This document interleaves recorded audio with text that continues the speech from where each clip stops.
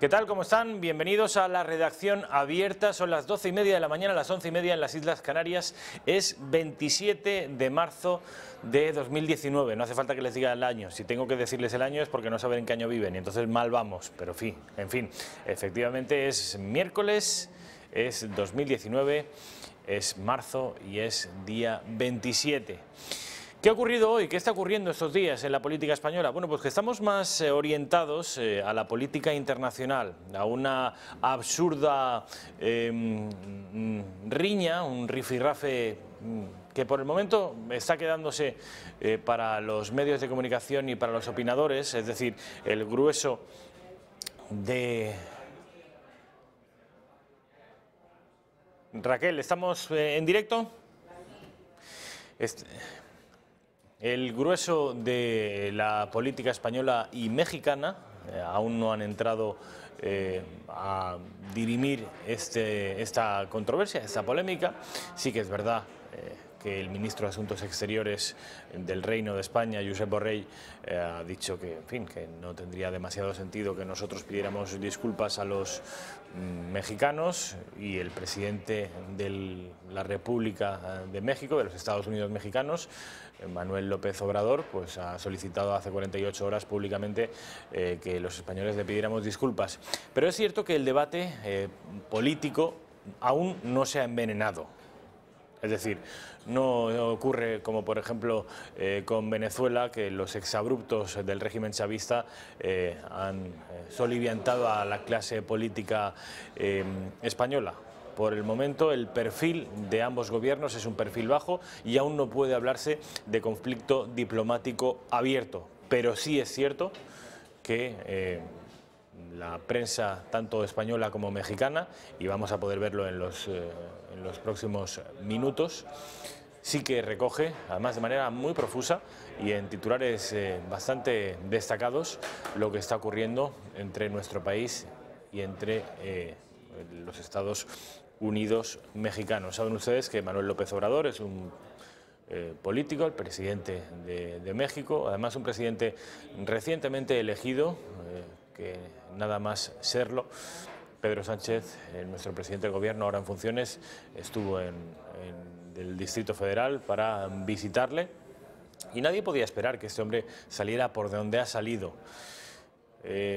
Mandó una carta, saben ustedes, hace algunas semanas al rey de España, a su majestad el rey, y también al Papa de Roma, por considerarlos los herederos de lo que a su juicio fue una suerte de holocausto indígena que empezó a darse hace exactamente, en este año 2019, hace exactamente 500 años, 5 siglos, nada más y nada menos.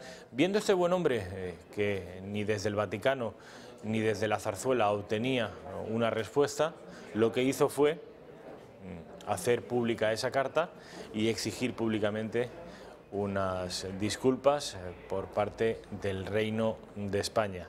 Saben ustedes, como les vengo insistiendo, que es el asunto que está dominando la agenda mediática en las últimas 48 horas, a pesar de que el presidente del gobierno aún no se ha pronunciado.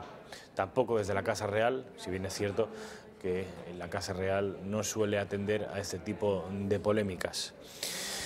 Paso a presentarles, y yo creo que pocas personas más adecuadas para hablar de este asunto, a mi amigo Javier Santamarta. Javier, ¿cómo estamos? Aquí estamos una vez más.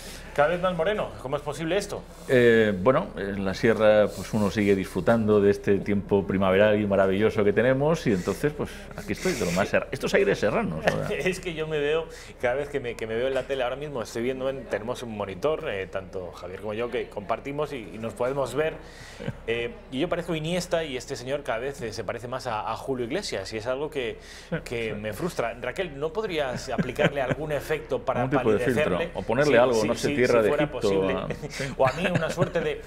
Sí. Dice que va a intentarlo, vamos a ver si es posible. Y a mí un efecto de Betún de Judea podría ser, si es que fuera, no sé, quizá y si me pudieras poner un mentón un poco así más prominente, de tipo musoliniano, estaría bien. Bueno, Javier Santamarta ya les decía que es quizá la persona más adecuada, una de las más adecuadas para hablar de este asunto, en tanto que viene denunciando en los medios de comunicación, en este y en periódicos de ámbito nacional, lo que se ha venido a llamar desde hace un siglo, desde que Julián Juderías no acuñara, pero sí popularizara el término de la leyenda negra. Viene denunciando pues ese tipo de actitudes, la de López Obrador, la del chavismo indigenista en Venezuela, también en Bolivia. Viene también intentando contraprogramar, revertir esta suerte de leyenda negra tan asumida por los españoles en sus últimos libros. Y además, una de sus iniciativas, inmediatamente pasamos a analizar la polémica con los mexicanos, pero antes quiero informarles de una de sus iniciativas. La última es esto que se vienen a llamar desde hace ya 4 ediciones, desde hace 4 años, Escolibro. Voy a dejarlo aquí para que vean ustedes, en realidad no es un díptico informativo de lo que se va a celebrar. Se está celebrando ya desde el día de ayer en el San Lorenzo del Escorial, en Madrid. Javier Santamarta, aparte de escritor, aparte de politólogo, aparte de experto en asuntos militares y en ayuda humanitaria, es un emprendedor. No es habitual que en este gremio nuestro y los hombres que se vuelcan a lo intelectual sean también emprendedores, pero Javier es un emprendedor de lo suyo. No en vano fue el responsable de llevar a cabo las primeras jornadas sobre la leyenda negra, que se reeditarán, por cierto, en breve.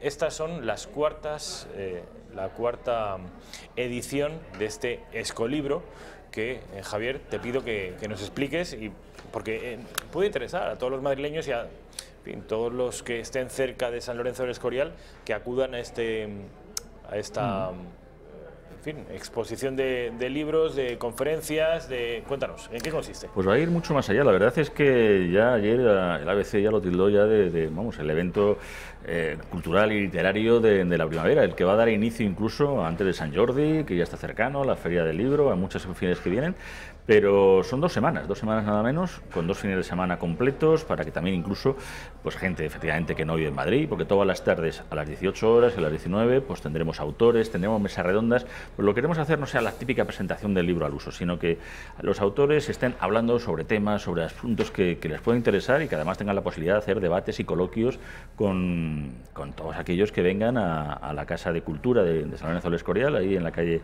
Florida Blanca, justo enfrente del famoso conocido Café Miranda suizo, y además es que es un lugar emblemático, es una de las casas oficiales, de las casas de oficios, perdón, que llevó a cabo en su momento Juan de Herrera. Es un edificio de 1587, si mal no recuerdo, con lo cual es una maravilla, es incluso estar en un lugar lleno ya de historia por sí mismo.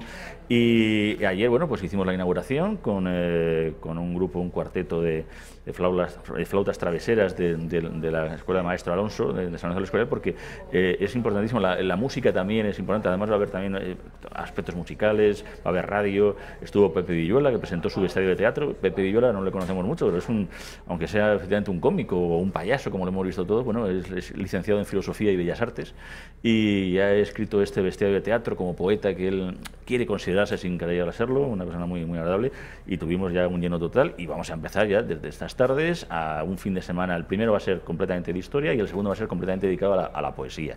Entre medias va a haber novela negra, va a haber pero cuando narrativa. Dices que va a haber poesía, va a haber historia, va a haber novela negra, ¿te refieres a que va a haber conferencias, exposiciones? Sí, pero va a ser eso, una suerte de mesas redondas o de charlas abiertas, digo, al público y a la participación del público, en la que, bueno, pues se va a hablar, pues, por ejemplo, de los grandes héroes y de los grandes centenarios, como fue el tema del Cano y el tema de Hernán Cortés, y va a venir algún amigo de la casa, bueno, 2 amigos de la casa, realmente, Agustín Rodríguez e Iván Vélez, con sus libros sobre la primera vuelta al mundo y sobre el libro sobre la conquista de México. Eso será este domingo a las 12 de la mañana, pero por la tarde del sábado vamos a hablar de esta novedad de los tercios y esta nueva moda en la que hay, en la que estará, voy a contar si es amigo de la casa, es de la casa, o sea, como pues Javier Esparza, va a estar, espero, también Fernando Paz, que sé que tiene un tema familiar importante, pero en fin, espero que pueda también asistir. Va a estar Daniel Arberas, que creo que además va a estar después hablando de su libro sobre conquistadores, César Cervera, que también tiene unos libros magníficos, José Javier Rubio de Once, de Academia Play, un youtuber que yo les animo además a seguir, porque hace unos vídeos de historia y además sobre la leyenda negra, sobre el tema que, vamos, les animo incluso a ayudarle y a patrocinarles. Son unos chavales jóvenes y sin embargo con una capacidad tremenda. El viernes por la tarde también va a venir, se va a hablar de misterios, de nuestras guerras, con José Luis Hernández Garbi, con Javier Velasco, director de Todo Literatura. Van a venir por dos figuras como son Jesús García Calero, el director de Cultura del ABC y el director de la sección nacional, Juan Fernández Miranda, a hablarnos de su último libro, de Don Juan contra Franco. Tendremos el sábado por la mañana hablando de mujeres, ya que sabéis que el libro mío sobre Siempre estuvieron ellas está ahí, pero sobre todo trayendo al que es el bombazo editorial, que es Karina Said Borbo, que ahora mismo esta periodista venezolana afincada en España está ya en la 4ª edición nada más salir. Bueno, está siendo un éxito arrollador. Nos moderará María José Solano Franco de Zenda, con lo cual la idea es que siempre haya ese tipo de mesas, incluso en novela negra. Pues estará Paco Gómez Escribano, que está ahora mismo nominado al premio Novela Negra de Gijón, al premio Hammett, al de Tenerife Noir, a todos los que haya, con Pedro de Paz, con Teo Palacios, que ha hecho un libro que si es novela negra o historia, bueno, pues hace un pequeño crossover, como se dice. Es que, en fin, vayan ustedes a la página de Escolibro directamente, en la página también del Ayuntamiento de San Lorenzo del Escorial, dentro de las redes sociales también está, tanto en Facebook, en Twitter, ahí está todo publicado. Todas las charlas se pueden ver en directo todos los días por streaming en las páginas de redes sociales, con lo cual también para la gente que no pueda asistir, pero bueno, pues saben que a las 18 pueden tener, en vez de ponerse Sálvame o alguna cosa de estas así, pues puede uno estar asistiendo pues en directo a recitales de poesía, incluso se va a hacer una grabación de un programa en podcast tan conocido como La Escóbula de la Brújula, con Jesús Callejo, Carlos Canales Torres, Fran Zuzquiza, Marcos Carrasco, David Sentinella, en fin, autores de primer orden que la verdad yo que están haciendo una labor tremenda. Y es cierto que cada vez va más, o sea, nos hemos quedado con ganas de tener más sitios, pero esto empezó unos pocos días, una semana, y al año pasado estamos ya con 2 semanas que ya estamos llenas y esperemos que ya, bueno, pues esto ya sea una realidad. Para el año que viene, que ya estamos trabajando en ello, ya tenemos ya incluso preparado incluso hasta una sorpresa y creo que con un poco de suerte eso va a pegar un petarazo tremendo. Vamos a salir en todos los medios, que ya hemos salido. Desde luego, entiendo que el Ayuntamiento del Escorial también pone facilidades. Sí, Solo sí, faltaría que una cosa... No, claro. Ayer estuvo presente la alcaldesa de la localidad, Blanca Juárez, estuvo el concejal de Cultura, que lo abrió junto con el Ateneo Escorialense. Bueno, nos ceden todo lo que son las felicitaciones de estar donde estamos, que es en esa Casa de Cultura, esa Casa de Oficios del Ayuntamiento de San Lorenzo del Escorial. Nos pone medios para poder emitir, en fin, la cartelería, en fin, nos ayuda también de manera económica, aunque el organizador principal, por eso es el Ateneo Escorialense, que bueno, que la verdad es que hace una serie de actividades en literatura, en escociencia, en Escoduca. San Lorenzo del Escorial se está convirtiendo en un pueblo pues ciertamente lleno de cultura, de posibilidades, para aquel que quiera un poco a veces salir de esa atonía que a veces se tiene en las grandes ciudades, pues que sepan que todas las semanas y todos los fines de semana hay algunas actividades, incluso las obras de teatro que están en el Teatro Coliseo Carlos III, que es una bombonera maravillosa del siglo XVIII, en el auditorio, que es ahora mismo sede de la compañía de la Sinfónica de Radio Televisión Española. San Lorenzo del Escorial, la parte gastronómicamente no vamos a hablar, todavía hay una cosa pendiente, en fin, a ver qué día y hora ponemos porque yo he avisado a Manolo Míguez, a Manolo Charolés nos está esperando con ese cocido para ver si es posible ser acabado o no, pero ahí está el reto. El desafío está encima de la mesa. Bueno, del 26 de marzo al 7 de abril, ya saben ustedes que además si quieren abundar en la información, aunque ha sido bastante exhaustivo mi amigo Javier, pero si quieren abundar en el ayuntamiento, en la página web del ayuntamiento, o incluso hay una propia web de Escolibro. Uno pone Escolibro en el navegador y le va a salir la programación y con todos los datos que hay ahí. Bueno, la polémica de López Obrador, que no hemos tenido oportunidad de hablarla y de debatirla tú y yo, que en fin, es muy activo Javier Santa Marta en las redes y los que le seguimos ya conocemos de su indignación por lo que está ocurriendo, pero quizá muchos espectadores no. Cuéntanos. Es que es indignante sobre todo porque volvemos a hacer una especie de revisionismo. O sea, en vez de aprovechar este quinto centenario para seguir andando las cosas, yo realmente no sé lo que el señor Pedro Sánchez como presidente llevaba a México, y además con un quinto centenario como el que estaba, y no sé de qué habló con el presidente López Obrador, porque si encima viene de ahí Además visita, y creo que fue recibido, me parece que hemos visto en las imágenes, en la casa de Hernán Cortés, en la que fue su palacio virreinal. Yo creía que habría llegado también para llegar a un acuerdo con los restos de Cortés, que están desgraciadamente, malamente ahí olvidados en la catedral, pues hombre, para darle ya la importancia que se merece un Hernán Cortés, que se iban a limar las asperezas que a mí no me importa efectivamente decir, porque no fuimos ONGs, pues hablar a lo mejor de las malas cosas que hicimos, y espero que como consecuencia también de eso... Llevamos 500 años hablando de las malas cosas que hicimos. Pero da igual, pero venga, y nosotros, pero yo propongo una cosa a López Obrador y todo el tema. Vamos a pedir perdón, vamos a hacerlo. Y por supuesto, espero que una estatua de Hernán Cortés esté y presida el Zócalo a partir de ahora, como padre de la patria mexicana. Me parece que es una manera de ahondar en las cosas. De todas maneras, es una política absurda, porque es que hay un tratado ya donde ya se pidió perdón y se pidió que se olvidara y que hubo, además se llamaba Tratado de Amistad Definitivo entre la República de México y el Reino de España, con la firma oficial, además con Isabel II, como ella les pidió al rey, en este caso la reina, si mal no recuerdo, el 29 de diciembre de 1836. Esto es, hace 180 años, esto ya se ha pedido perdón. Esto ya estaba arreglado. Eso lo ignoraba. Esto ya está arreglado. Esto ya se firmó en 1836, 29 de diciembre, si mal no recuerdo. Isabel II reinaba. Bien decir, ¿cuántas veces tenemos que pedir perdón? O sea, aquí había una reparación que no la hubo a los sefardíes, efectivamente, hasta hace mucho más tarde, pero aquí se ha arreglado. O sea, esto ya lo tenemos hecho.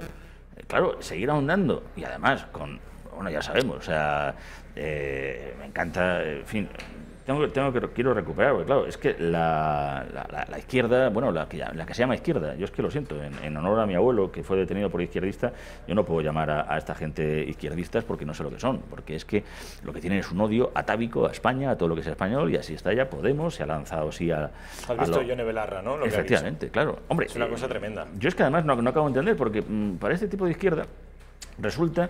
y perdón la ordinariedad de estar al mismo tiempo mirando una cosa, porque quiero buscar además una cosa, además de un buen amigo también de todos nosotros, que también hizo una respuesta bastante interesante al respecto de esta manía, ¿no?, que tiene Podemos, que al mismo tiempo, por un lado, siempre niegan la españolidad. España no existe. España nunca ha existido, España es una cosa reciente, si oígamos además a los nacionalistas, nazis y todo el tema, bueno, eso es una cuestión que nace con Felipe V, ¿no?, o incluso 1812, España no ha existido antes. Si España no ha existido antes, entonces, ¿qué España tiene que pedir perdón? Claro, es un aberrante, pero aquí jugamos eso, a decir, no, ahora España sí, no, ahora España no, ahora España no estamos. Entonces, Guillermo Díaz, este buen amigo de la casa, que es diputado por Ciudadanos y un luchador también por el tema de la lancha negra, dice, claro, ha referido, y hablando a esta relación de Podemos, con un trino en redes sociales que tengo que leerlo, que me parece magnífico, porque claro, Podemos al final dice... Está, efectivamente, cómo no va a estar con López Obrador, en Venezuela con Maduro, en Independence Day con los marcianos, en El Señor de los Anillos con Sauron, en Batman con el Joker, en 28 días después con los zombies, en Los Pitufos con Gargamel y en El Correcaminos con el Correcaminos. O sea, esto es estar por estar en contra de... ¿Con quién era? Esto que se hacía también en las tertulias, que se decía además en el Gijón, ¿no? Que no recuerdo quién era que llegaba diciendo, ¿de qué se habla que me opongo? Bueno, pues igual. ¿Cuál es la polémica en la que entre la historia de España sea los héroes de Filipinas, la batalla de Valer, las estatuas me opongo? ¿Por qué? Porque somos un Estado colonial. No, esto porque, claro, aquí había un genocidio de España, pero España no existía. De esa otra España, no sé cuál, o sea, claro que España existía, si no, ¿cómo se va a llamar Nueva España una cosa que no se debe llamar? Pero estamos con esta locura y encima lo compran y claro, las redes sociales es un sitio pues lamentable, pero que hemos visto que están en los medios de comunicación, que ahí ha habido un debate abierto, no sobre incluso esa unión que supuso al margen de las guerras, porque ya sabemos que ha habido guerras siempre en todas las conquistas, desde que el imperio hitita empezó a llegar al Oriente Próximo. No sé, es que ¿dónde ponemos los límites? Todo el mundo ha ido por además somos herederos de Roma y es verdad que todo el mundo ha ido al final, dice, pues nada, al alcalde de Roma le van a caer una cantidad de querellas como no está escrito el asunto. Pero, hombre, puse yo también un tuit diciendo que me parecía buena idea eso de pedir perdón, pero siempre siempre que bueno, Túnez... tú ya pusiste un tuit, sí, además, ya refiriendo una cantidad de invasores que no se libran ni los de Ikea. Efectivamente, que la actual Túnez es heredera de Cartago, y en tanto que los cartagineses habían conquistado una parte, la parte sureste de la península, pues que creo que merecíamos unas disculpas. También con Roma por arrasar Iberia, también con los británicos por meternos aquí a los celtas, también con los saudíes por ser el origen de la religión que nos invadió en el 711, también con los franceses por lo de 1808, en fin, que cuando todos estos nos pidan disculpas a nosotros, nosotros podremos empezar a disculparnos con nuestras víctimas, que así se consideran algunos de ellos. Tú dices que estás dispuesto a que nuestro país pida disculpas siempre que se produzca un intercambio, es decir, que nos coloquen a Hernán Cortés en la plaza del Zócalo. Yo digo... No hace falta, sin exigir, que nos coloquen una estatua de Cortés, que no estaría mal, en tanto que padre de la patria mexicana. Yo digo que nosotros pedimos disculpas por lo malo, si ustedes nos dan las gracias por lo bueno. ¿Qué te parece? Por ejemplo.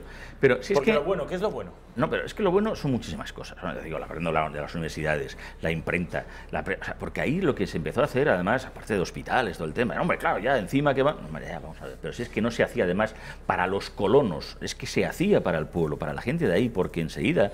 Que los ingleses no lo hicieron, ni los portugueses. No, pero si es que digo que fue, pero si es que ya fue... No, estamos hablando de que 1519 es con Carlos I, que es que Fernando el Católico ya da la pragmática para que se casen con las locales, con las nativas, o sea, para que además haya un concepto de ciudadanía.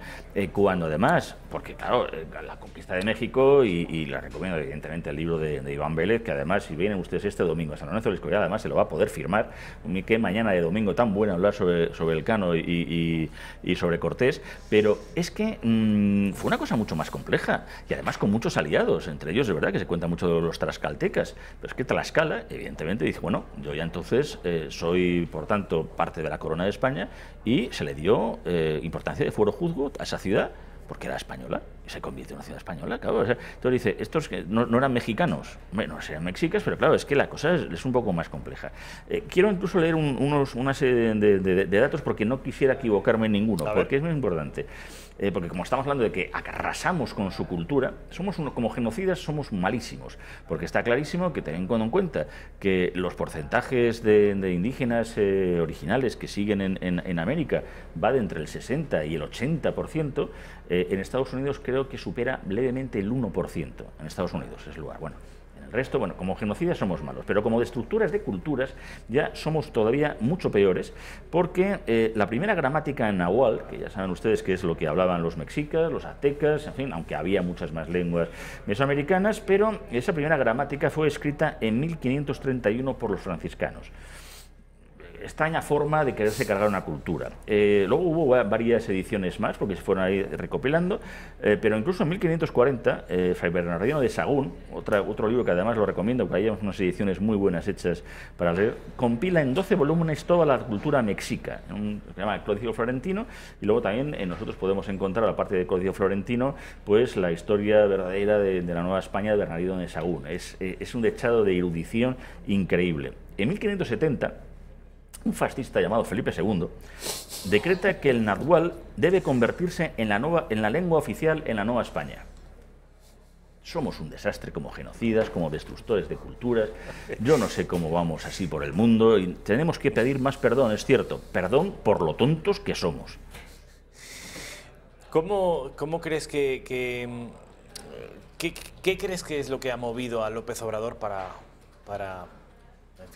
que salga, además traicionando a Pedro Sánchez, porque Pedro Sánchez de alguna manera se había convertido en su aliado en Europa? Este señor es un tipo, en fin, desde el punto de vista de la geopolítica es un tipo controvertido, porque ha sido uno de los pocos líderes americanos que no se ha puesto en contra del régimen chavista. Saben ustedes que Venezuela, Cuba y México, aparte de que creo que Nicaragua y Guatemala tampoco, pero en fin, 5 países de los casi 30 que componen el continente americano fueron los que prestaron su apoyo a Maduro, o al menos se pusieron de perfil. Este señor y su país fueron uno de ellos, de manera que es un tipo, desde el punto de vista de la diplomacia internacional, cuanto menos controvertido. Bueno, pues Pedro Sánchez de alguna manera lo legitimó con su visita hace escasos meses Y sin embargo, ahora a este señor le sale con esto. Bueno, pero el populismo es lo que tiene, y cuando el populismo se ve en crisis, siempre hay que buscar el enemigo exterior, y qué mejor en este momento dado para aparecer e irte ahí a Palenque, a aparecer ahí a los pies de un Teocalli, en fin, pues hablar pues de este tipo de cosas que hace que la opinión pública pues se derive. Es verdad que llevamos incluso 2 días, está siendo portadas en todos los sitios, los medios de comunicación, Forbes, están haciendo... Porque claro, es una cosa y dice, qué magnífico. La prensa mexicana también. Sí, la prensa mexicana, española. De todo, toda la prensa está francada y bueno, ya vemos hasta nuestra clase política también se ha metido en ello, con lo cual es magnífico, son cortinas de humo espectaculares. Entonces... Pero no te da la sensación, Javier, coño, de que somos los pupas, que siempre estamos sí, con... Pero ¿por qué no hay Estado? El Papa de Roma pidiendo, exigiendo a las pocas semanas o a los pocos meses de que la fumata blanca le designara como heredero de Pedro, este hombre pidió públicamente unas disculpas a los españoles. El indigenismo en América, ya sea en Venezuela, ya sea en Bolivia, es habitual este discurso. Ahora nos salen también los mexicanos. En el momento que pueden los británicos, los anglosajones, vuelven con la leyenda negra. Los holandeses es algo también muy habitual, muy recurrente.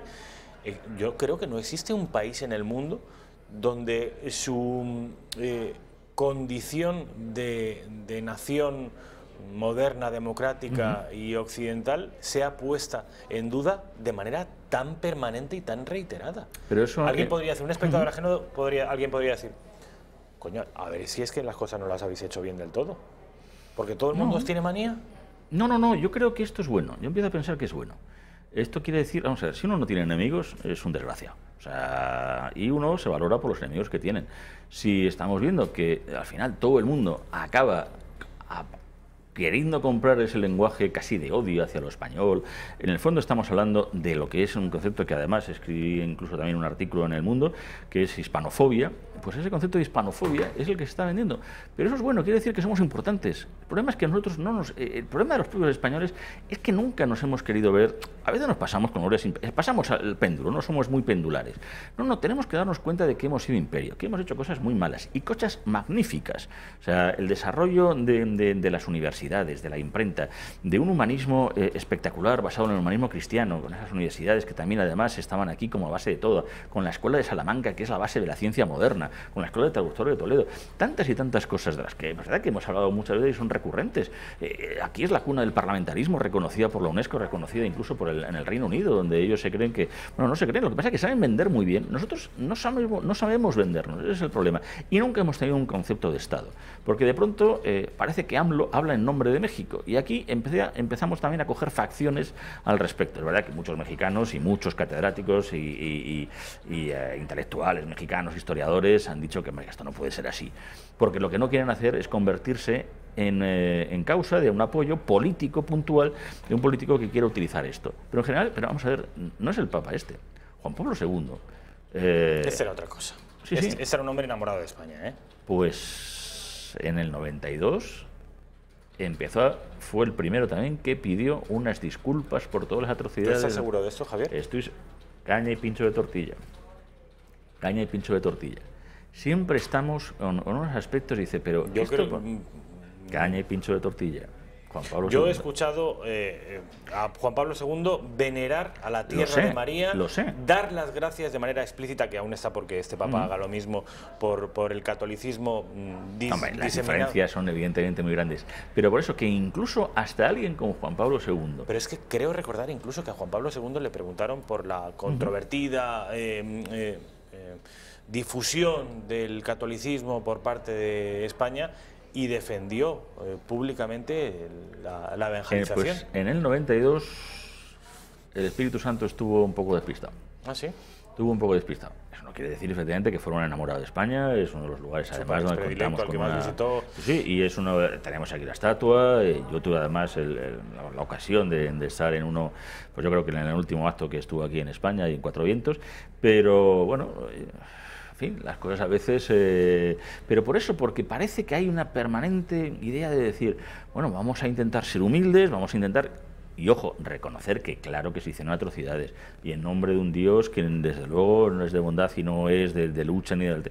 pero hemos creado esa especie de vergüenza sobre actos en los que no tenemos que vernos reflejados. Yo lo siento, yo creo que soy católico, apostólico romano o feo católico sentimental, como decía Bradomín, no lo sé, pero yo soy el primero que me enfada cuando oigo cosas de pederastas, cuando veo que la Iglesia pues a lo mejor hace cosas aberrantes, cuando va uno a misa y te encuentras efectivamente aspectos soporíferos del día a día que hace que lo que quiera uno sea huir, pero me enfado evidentemente como parte de ese club, pero yo no me hago proclive de coger un cilicio y empezar a pegarme, porque claro, somos un club de pederastas sí, pero hay gente que... Entonces, no, hay que luchar contra eso, y es una lacra y hay que denunciarla, y que está. Pero es que parece que tenemos la culpa permanente, es que la culpa es muy judeocristiana, y nosotros en ese aspecto yo creo que como país... La veneración de la culpa, ¿eh? Sí. Esto es algo que los anglosajones un aspecto... se las traen al pairo a los protestantes. Eso es en la única parte que digo que sí que tendríamos que darle una vuelta, pero no porque nos equivocáramos de Dios, como decía en Trento don querido don Arturo Pérez Reverte. Que lo repite, por cierto. Sí, ese mensaje de Arturo Pérez Reverte, ojo con caer en lo frívolo, porque Arturo Pérez Reverte, estamos hablando del superventas de nuestra generación. Sí. Hubo otros en el pasado, bueno, pues un tal Arturo Pérez Reverte, Cartagena 1952, es el superventas y está a la vanguardia de las industrias culturales españolas e hispanas en nuestro país y en el resto del mundo. Él produce novelas de enorme éxito, que muchas de ellas luego son preparadas y emitidas como películas, y ese mensaje, el de la España tenebrosa, el de la España oscura, el de la España de alguna manera frenada por el fervor católico y religioso que nos nubla la mente, ese mensaje ha tenido éxito. Esto de López Obrador, lo de Evo Morales, lo del Papa, todo esto mina a las personas, mina la moral patriótica de las personas que, al contrario que tú, pueden no disponer de todas las herramientas intelectuales para erigir un valladar frente a toda esta basura. La inmensa mayoría de los españoles, no nos engañemos, el 95% de los españoles no están preparados para digerir toda esta basura. Y muchos de ellos, una gran mayoría, la interiorizan. Y hete aquí, y es mi siguiente pregunta, que yo creo que toda esa basura intelectual que muchos españoles han asumido es quizá la causa última de que hoy nos hayan brotado un separatismo vasco y sobre todo uno catalán.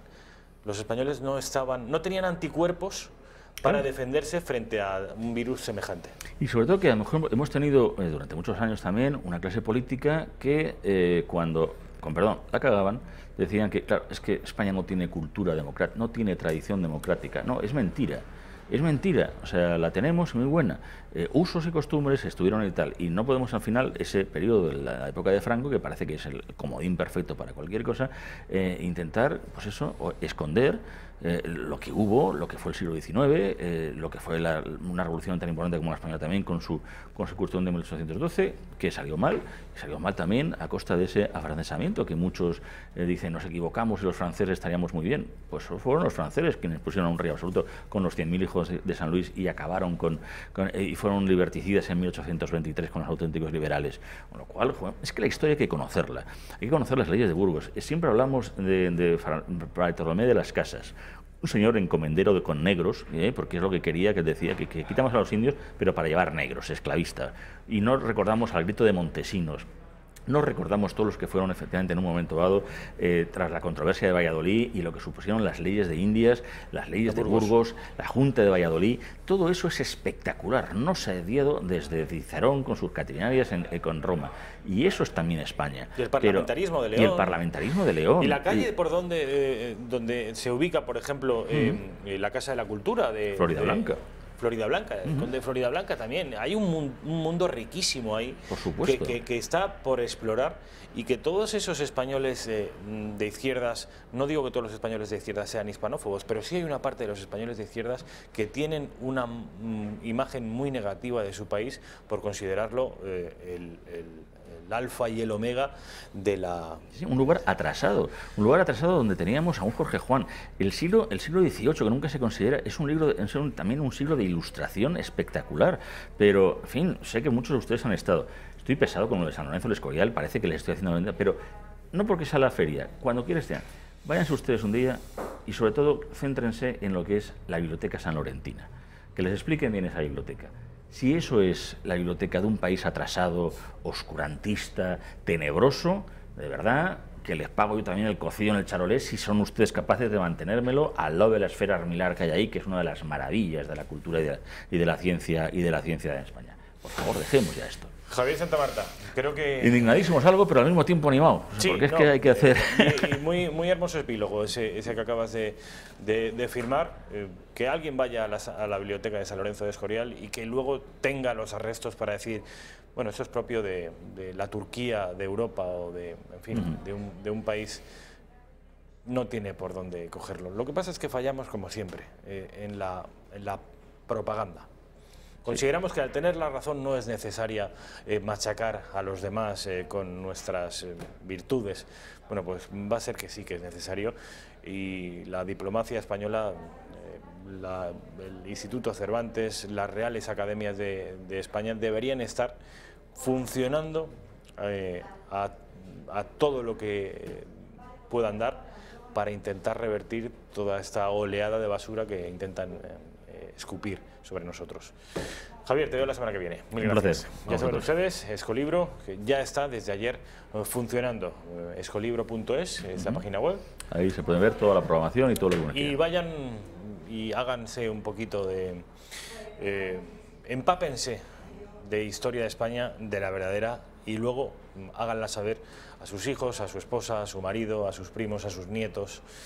En fin, merece la pena. Publicidad, y seguimos hablando de historia de España, seguimos hablando de la controversia, no la controversia de Valladolid, de la que surgieron los derechos humanos, estos que ahora reclama para sí López Obrador, sino de la controversia, de la polémica entre López Obrador y el pasado de nuestro país. Hablaremos con Daniel Arberas, que es periodista, escritor y autor de Conquistadores Olvidados. En un minuto lo tenemos aquí sentado.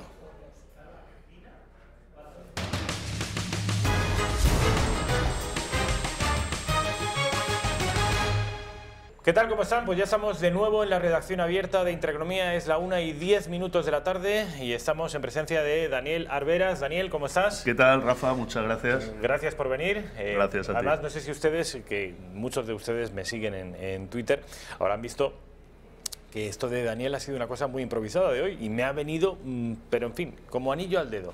Ha sido una cosa extraordinaria, porque me decía Daniel por Twitter, a ver cuándo me invitas para hablar sobre un asunto que ya ven ustedes si estará o no sobre el tapete estos días, sobre los conquistadores olvidados. Y le decía, precisamente hoy, que me ha fallado un invitado, a la 1 te puedes venir, Daniel. Y aquí está, Daniel. Si no hubiera venido en otro momento, porque lo que escribes, Daniel, es una cosa muy interesante, un libro del que yo ya había oído hablar, que Raquel le voy a pedir que haga un primer plano de este libro, Conquistadores Olvidados, de SND Editores, personajes y hechos de la epopeya de las Indias. Daniel es periodista y es su segundo libro. El primero fue una novela y este es un ensayo sobre los conquistadores olvidados. En primer lugar, Daniel, cuéntanos un poquito sobre el libro, que tengo entendido que acaba de salir, ¿no? Sí, salió pues nada, hace 2 o 3 meses y bueno, ahí estamos moviéndolo. Te agradezco la oportunidad, Rafa, sí que ha sido un poco, que ha coincidido para ambos y yo encantado de estar aquí con vosotros. El que encantado estoy yo, porque, en fin, te viene bien que el libro se conozca, aunque ya se ha dado a conocer en muchos medios de comunicación, y sobre todo a mí me viene bien este contenido de calidad, a mí, todas las personas que tienen algo que contar, y más si es sobre este asunto que la agenda mediática ahora mismo tiene la lupa sobre él, me interesa mucho. De manera que, Daniel, cuéntame, ¿en qué consiste? ¿Tenemos a unos conquistadores olvidados? ¿No los conocemos a todos? Bueno, tenemos a casi todos, por desgracia, porque, en fin, todo lo que tiene que ver con el descubrimiento y conquista de América, los 300 años en los que buena parte del continente formó parte de España, pues los tenemos en el olvido, porque muchas veces tenemos muchos prejuicios asumidos, vergüenzas, para recordar aquellos hechos, aquellos hombres y también aquellas mujeres, porque también las hubo casi desde el principio, que lograron pues cambiar la historia de la humanidad, ¿no? Con sus luces y sus sombras, de todo hay, pero es innegable la gran labor que realizaron y de la que no somos conscientes o simplemente la obviamos. Entonces yo aquí trato de rescatar, son 22 historias, hay muchas más, he escrito sobre las que más he leído y más he investigado, pues algunos de aquellos conquistadores, digamos, no primeros espadas, aunque algunos sí lo son, pero no son Cortés, no son Balboa, no son Francisco Pizarro, pero sí que está Gonzalo Pizarro, hermano de Francisco, sí que está Cabeza de Vaca, sí que está Lope de Aguirre, sí que está Alonso de Ercilla, en fin, muchos personajes que cruzaron el océano pues en busca de una vida mejor, en busca de fama, gloria, honor y fortuna también, ¿no? Porque no todo era pues lo que se nos cuenta ahora de ir a por el oro y nada más, ¿no? Estos hombres iban en busca de mucho más. ¿Cuántas veces escribiendo este libro has pensado para tus adentros, esa historia tiene una película? Bueno, muchas películas, muchas películas. Los 22, pero bueno, por Cada ejemplo... uno tendría una película. Totalmente. Pero Núñez Cabeza de Vaca seguro que... Albán Núñez Cabeza de Vaca, pero es que es brutal, Rafa, es brutal. O sea, tenemos un personaje que es tremendo, que además él mismo nos contó su epopeya en Naufragios de una manera gráfica y súper rica. Muy cinematográfica, casi. Totalmente, totalmente. Y es que son más de 8 Yo años... lo he leído, ese libro Naufragio, se lo recomiendo, porque de todas las historias que he leído sobre conquistadores, quizá esa es la más espectacular, para un hombre del siglo XXI es absolutamente inasumible eso. No, es impresionante. O sea, estamos hablando de un tipo que en 1527, en la expedición de Pánfilo de Narváez, que van a poblar la Florida, pues la expedición es un auténtico desastre, naufragan en las costas de Florida, desembarcan como pueden en una zona pantanosa, llena de ciénagas, los pocos caballos que tienen no les sirven para nada, se los acaban medio comiendo. Después consiguen hacer otros barquitos, llegan a la desembocadura del Mississippi, tormentas, se pierden los barcos, sobreviven unos poquitos que llegan a la costa y ahí pues son apresados por los indios de la zona, ¿no?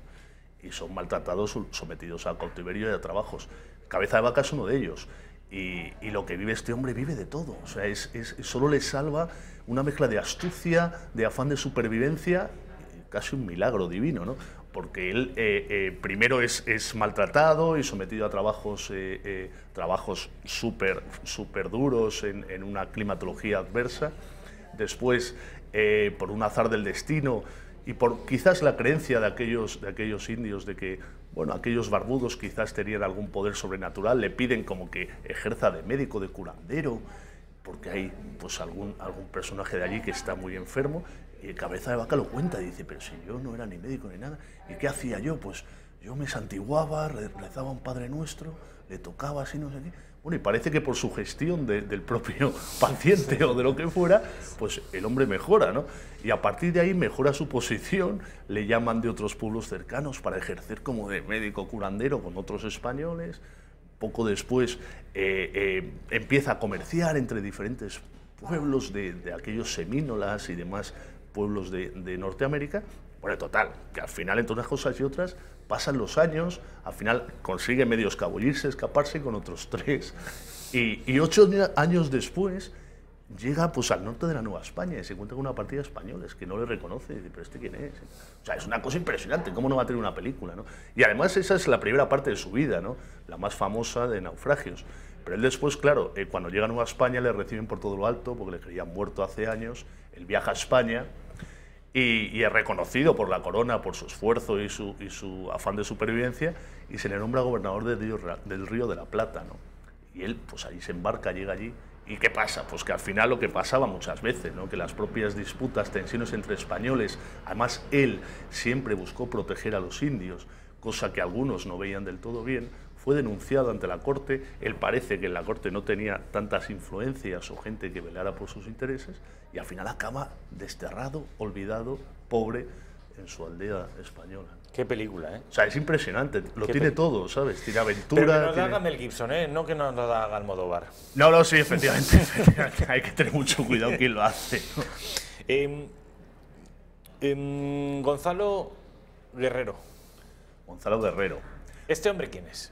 Que yo sé que hablas de él en tu libro. ¿Es un hombre que existió, que no existió? Claro, ahí está la cosa, Rafa, ahí está la cosa. Pudo existir, de hecho yo creo que existió. Otra cosa es que fuera Gonzalo Guerrero fuera un apodo o fuera otro. Pero lo que sí yo he encontrado es que hubo algún español, en concreto uno, que sí que naufraga a comienzos del siglo XVI en las costas del Yucatán, es apresado por los mayas, sometido a trabajos en los maizales y demás. Pero después él era un soldado castellano y claro, en la tribu que le han apresado tiene constantes batallas con otras tribus cercanas, porque esto que se cuenta ahora o que se hace entender de que, yo que sé, México, por ejemplo, que era un remanso de paz y una Arcadia feliz donde había mariposas exóticas y buen rollito perpetuo, no tiene nada que ver con la realidad. O sea, México era un universo enorme, muy complejo, poblado por diferentes pueblos, donde unos, una confederación, ¿no?, la Confederación Mexica, los más poderosos, sometían a los demás con gran crudeza, violencia y, bueno, y sacrificios humanos abundantes todos los años, ¿no? Que se lo pregunten a tasaltecas, totonecas y demás, ¿no? Que eso es lo que ve Cortés cuando llega ahí, ¿no? Y entonces, claro, busca esas alianzas, ¿no? Porque si no, como 500 barbudos por muchas espadas y arcabuces, que arcabuces eran poquitos y bastante rudimentarios, ¿no? Asustaban más que mataban, no podían haber conquistado Tenochtitlán, ¿no? Pero bueno, me estoy yendo del tema, vuelvo a Gonzalo Guerrero, ¿no? Él, efectivamente, se cuenta que un soldado, efectivamente, naufraga en las costas del Yucatán, es apresado por los mayas, sometidos a trabajos, pero en una de las refriegas que tienen con otras tribus, pues le dicen que pelee con ellos, ¿no? Y él pelea y parece que salva al cacique en una situación muy crítica, ¿no? A partir de ahí cambia su posición, deja de ser esclavizado, e incluso el cacique parece que le regala una de sus hijas para que viva con ella, tiene hijos mestizos, y él parece que va asumiendo ese mundo maya tan mágico, tan cruel y tan exótico, ¿no? De hecho, tiene varios hijos, se deja horadar las orejas, se viste en hábito de indio, que básicamente medio desnudo, y se olvida de su pasado castellano, ¿no? De hecho, cuando años después, pasan 8 o 10 años, cuando años después llegan los españoles por esa zona, se entablan pues, combates y escaramuzas contra ellos. Y en uno de esos combates, los españoles matan a un indio, que parece un indio, pero que tiene barba, y bueno, rasgos castellanos, ¿no?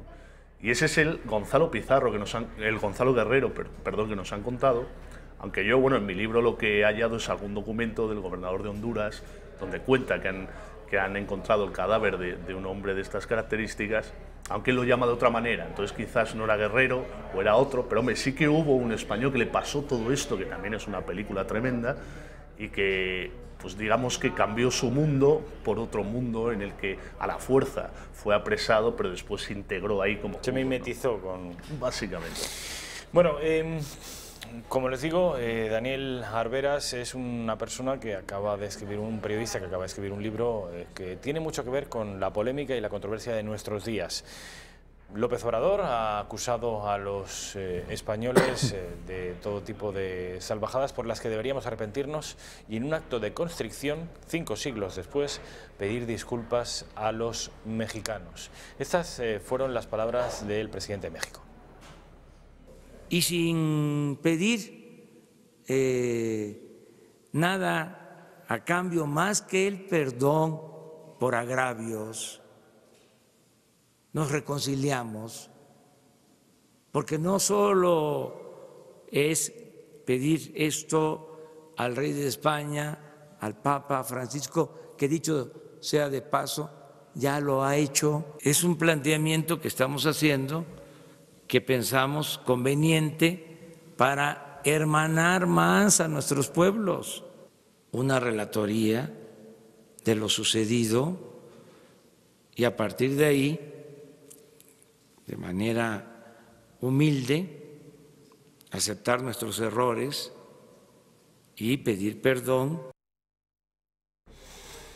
Esas son las palabras polémicas del presidente de México. Unos días antes también fue cuando rompió el statu quo de relaciones diplomáticas entre los dos países, de relaciones perfectamente normalizadas, fraternas, las propias de dos países hermanos, y este hombre, como les digo, hace 48 horas exigía unas públicas disculpas nada más y nada menos que al rey de España, y hace 24 horas reiteraba esa exigencia. Vamos a ver cómo trata la prensa nacional y también la mexicana este asunto de López Obrador. Vamos con el diario El País, que trata el asunto de López Obrador de una manera destacada. Dice que el verano, una noticia de ámbito climatológico, el verano dura en España 5 semanas más por el calentamiento, y la portada, la primera página, la portada, dedica su fotografía principal al presidente mexicano. Dice: la carta de López Obrador agita la política española. Vamos a ver si el diario de Unidad Editorial del diario El Mundo también trae a su portada el asunto. Ya ven ustedes que sí, que efectivamente, delante de una pirámide precolombina, dice: la traición de Obrador mina la apuesta estratégica de Sánchez. Además dice que el fiscal pregunta al comisario de Kitchen si Rajoy estaba al tanto. Vamos con el diario ABC, el diario de Grupo Vocento, que viene con otro asunto, aunque en su interior ya les anuncio que trata profusamente la polémica. Dice que la Generalitat pagó por equiparar Cataluña con un escenario de guerra, y un Mosu, una fotografía de página completa con un Mosu y un arma larga, además con un pasamontañas, ataviado con un pasamontañas. Y por último, el periódico del Grupo Planeta, La Razón, dice que Aznar apoyará al PP sin compartir actos con Casado. La fotografía principal no la ven ahora, pero está dedicada a el rey de España, que al contrario que los mexicanos, los argentinos sí le colman de abrazos y de parabienes. Torra pide al gobierno 1.000 millones de anticipo para Cataluña. Con una mano monta una continuación del golpe de Estado y con la otra pide dinero. Vamos con el diario del Grupo Godó, el diario La Vanguardia. Ni rastro en toda la portada de la controversia con los mexicanos. Dice que Rivera ofrece a Casado pactar ya un gobierno de coalición. Vamos con el diario El Periódico de Cataluña, para el cual tampoco es importante la noticia de López Obrador, y destaca que Ciudadanos ofrece al PP un pacto para derribar a Sánchez, y trae también a su portada el asunto de la pederastia en la iglesia, en este caso de los maristas en Barcelona. Ahora sí, periódicos mexicanos. Este es El Universal, quizá el periódico más importante de México. Ya ven que en su portada destaca que España se niega a pedir perdón, a pedir el perdón que Andrés Manuel López Obrador exige. Vamos con el siguiente periódico de México, Milenio. También destaca en un lugar destacado de su portada que España rechaza disculparse por la conquista. Parece mentira que estemos leyendo esto en el año 2019, pero esto es así. España, en periódico mexicano, primera plana, España rechaza disculparse por la conquista. Es tremendo.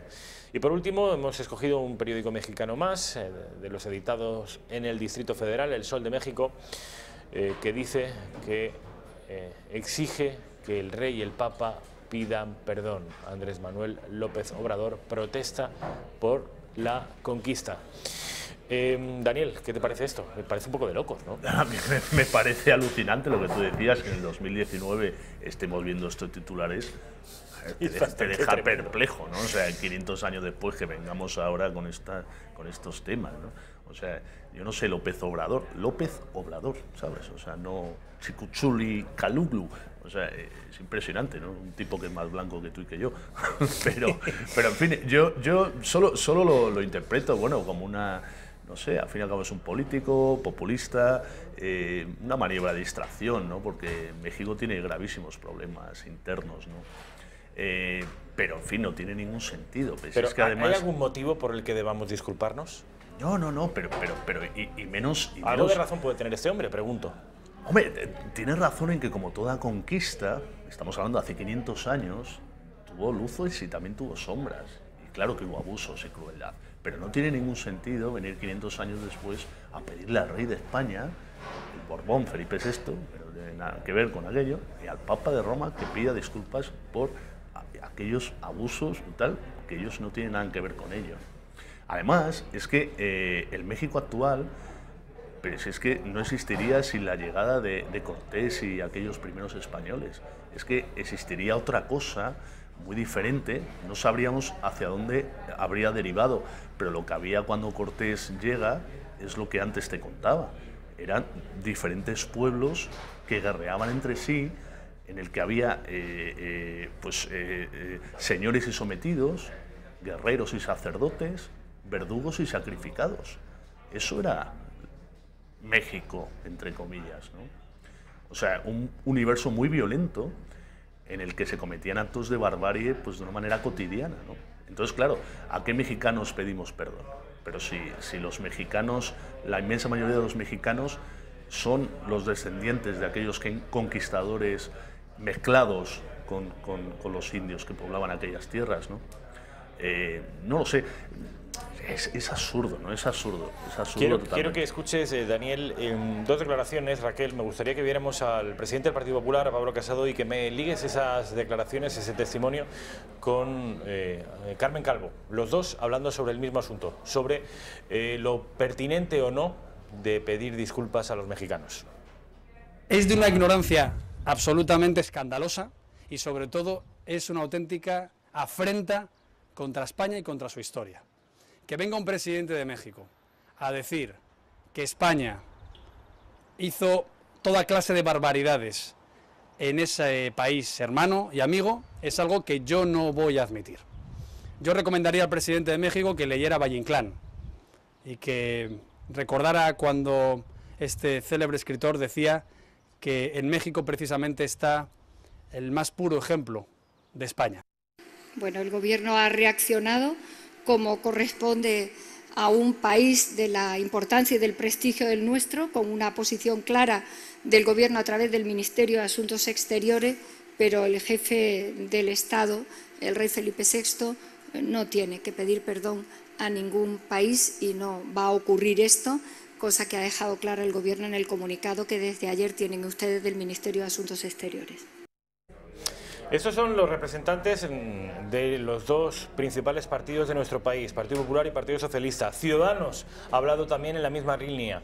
Vox ha hablado incluso de una manera más contundente en respecto de las palabras de López Obrador. Y el quinto gran partido nacional, Podemos. Esta gente se ha desmarcado. Quiero que vean el tuit de Ione Belarra, que saben ustedes que es la portavoz de Podemos en el Congreso de los Diputados, que, como les digo, es muy diferente a las reacciones de nuestra clase política. Dice Ione Belarra: López Obrador es el digno presidente de México. Tiene mucha razón en exigirle al rey que pida perdón por los abusos en la conquista, entre comillas. Si gobierna Podemos, habrá un proceso de recuperación de la memoria democrática y colonial que restaure a las víctimas. Daniel, ¿qué te parece esto?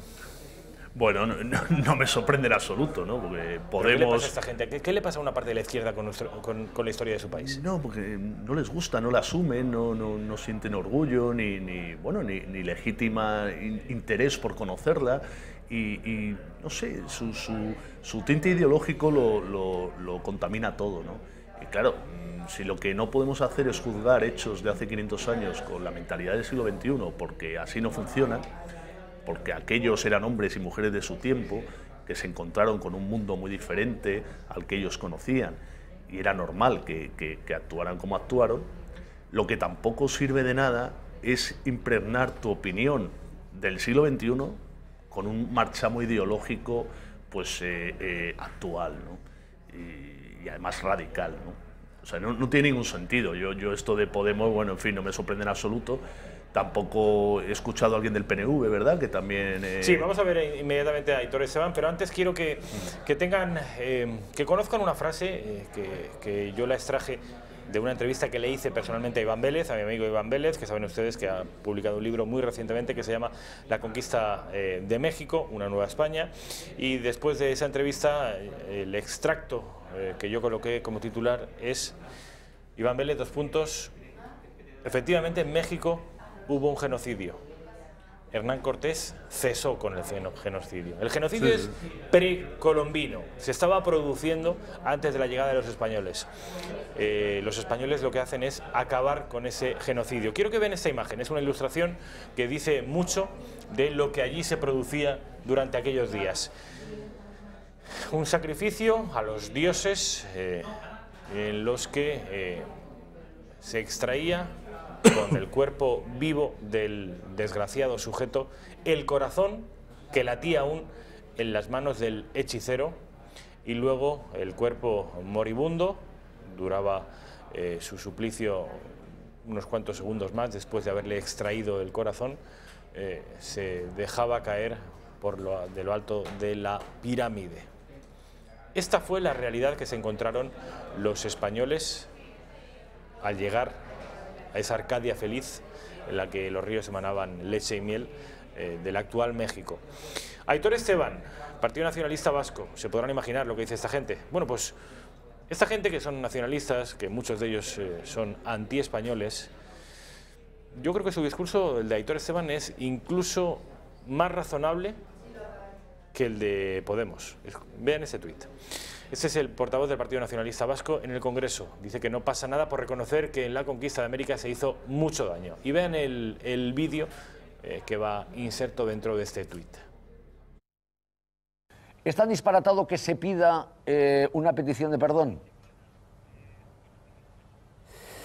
No, yo creo que no, sobre todo enmarcado en los 500 años ahora, bueno, pues de 1519, la llegada de Cortés a México y sobre todo pensando en 1521, ¿no? La caída de Tenochtitlan y ya el control del territorio cada vez mayor por parte de los españoles. Creo que no, porque me parece que el enfoque debería ser objetivo y desgraciadamente en España, también en otros lugares, siempre se pinta todo, ¿no? Y toda la historia de color de rosa, todo lo que se hizo bien, todo se tiende a justificar y convertir en algo glorioso, ¿no? Y bueno, yo creo que habría que buscarlo desde un punto de vista más objetivo y no pasaría nada por reconocer que efectivamente pues, se fue a eliminar culturas y religión y que se hizo mucho daño también a la cultura, de lo cual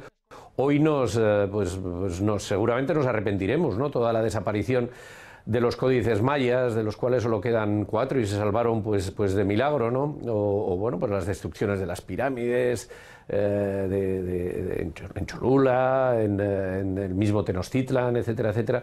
Bueno, eso es un dato que está ahí, ¿no? No pasa nada por decirlo y reconocerlo.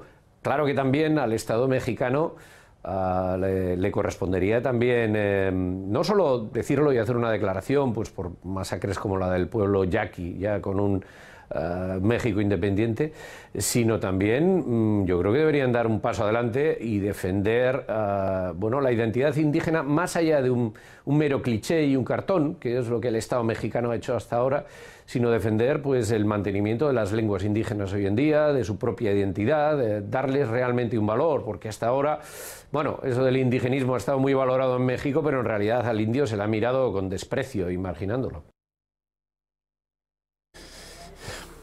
Sí, no, sí. No parece tan extraordinariamente beligerante, no parece tan anti-español como he leído muchos tuits de Podemos. Sea como fuere, Aitor Esteban, si pedimos perdón, yo creo que los primeros que deberían pedir perdón son los vascos. No creo que ningún español tenga que pedir perdón, pero teniendo en cuenta que Juan de Garay, que Lope de Aguirre, que Francisco de Ibarra, fundador de Nueva Vizcaya, son y nacen en las provincias vascongadas, si nos ponemos a hacer un manual de agravios, los vascos saldrían muy perjudicados, siempre a la vanguardia de los ejércitos españoles. Sí, pero si es que además, Aitor Esteban da una de cal y una de arena, ¿no? Pero bueno, algo es algo, ¿no? Viniendo de quien viene, ¿no? Pero vamos a ver, si es que lo que hacen Cortés y los españoles al encontrarse ese mundo tan cruel y tan impresionante, ponen fin a ese genocidio, ¿no? a esos sacrificios humanos, a esa barbarie, a esa antropofagia.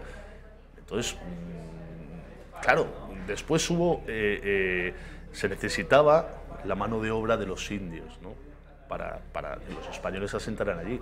Entonces, claro, hubo abusos en los trabajos que se les exigían y demás, eso está claro, pero siempre desde la corona se trató de proteger a aquellos naturales, ¿no?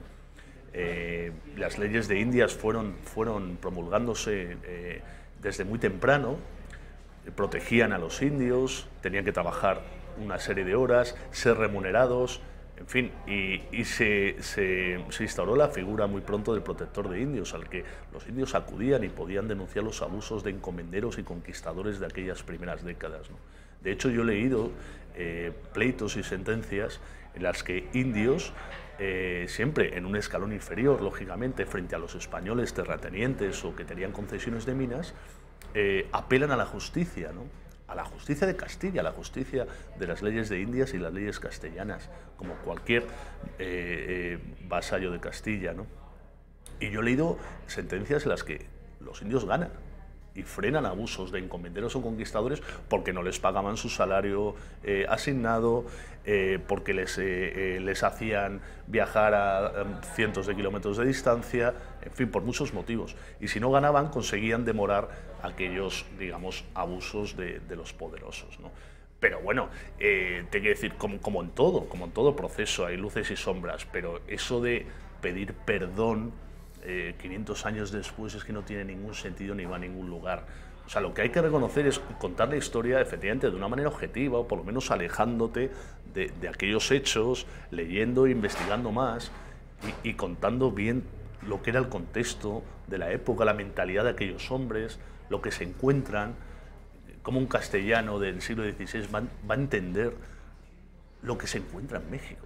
Es que es impresionante, no tiene nada que ver, son dos mundos totalmente diferentes.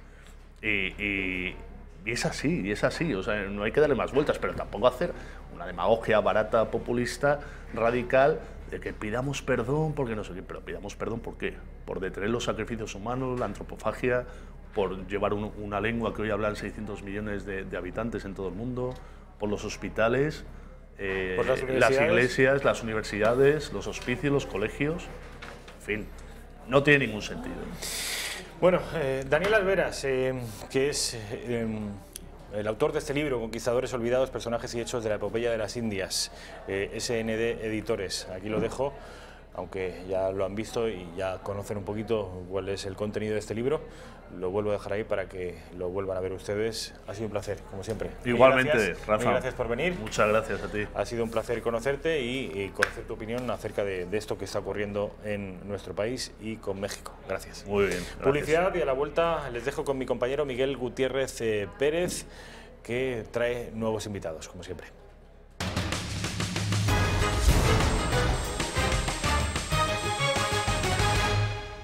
¿Qué tal? Muy buenas tardes, ya estamos de vuelta en la redacción abierta de la mañana, son la 1:46 y estamos con Gerardo Pérez, porque en este mismo momento vamos a comentar, analizar la historia de la Segunda Guerra Mundial, pero lo vamos a hacer de una perspectiva totalmente diferente, lo vamos a hacer viendo fotos icónicas, también poco conocidas, pero que revelan mucho de lo que fue ese periodo negro para la historia de la humanidad, en la que unas 40 millones de personas murieron en el campo de batalla. Ya estamos sin más dilación aquí con Gerardo Pérez, que es el creador, digamos el coordinador de History of World Wars, que viene a ser la historia de las guerras mundiales, una cuenta de Instagram que está creciendo como la espuma y la tenemos. La historia, bueno, History of World Wars, la historia de las guerras mundiales, todo sobre la Primera y la Segunda Guerra Mundial, nada político.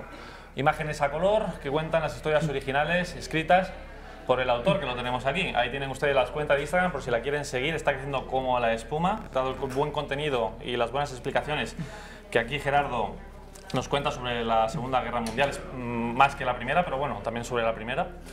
Y sin más dilación, Gerardo, vamos a ver, bueno, primero quiero que me cuentes un poco cómo nació este proyecto y también no sé cómo va todo con esto, porque tengo entendido que la hiciste hace muy poquito, sin embargo los seguidores están subiendo como la espuma.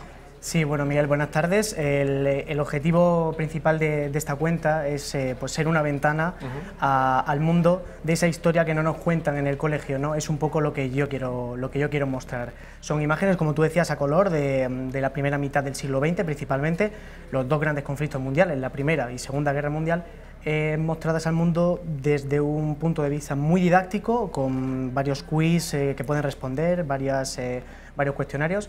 Y luego, por otro lado, tenemos imágenes, como decías, a color. Las técnicas de colorización de las imágenes han avanzado un montón y a día de hoy pues, nos encontramos piezas que estaban antes en blanco y negro y que ahora podemos reproducir a color, y son imágenes asombrosas, la verdad. Pues Raquel, tenemos ahí una serie de imágenes que Gerardo nos ha traído, nos ha seleccionado, que la verdad es que describen muy bien, como se dice, una imagen vale más que 1000 palabras, ¿no? Que de una imagen pues nos cuentan historias. Aquí tenemos pues un submarino alemán, un submarino nazi de la Segunda Guerra Mundial, que tiene una historia detrás, Gerardo. Efectivamente, Miguel. Bueno, esta es actualmente la publicación que tengo, que ha tenido más alcance, cuenta con unos 7000 likes ahora mismo. Y es una imagen del U-Boat 132. Recordemos que los U-Boats son los submarinos alemanes, como tú dices, de la Segunda Guerra Mundial. Este en particular, pues bueno, como podemos ver, es una imagen bastante propagandística, con la esvástica delante y con el comandante aquí en primera plana, el comandante Bogensahl.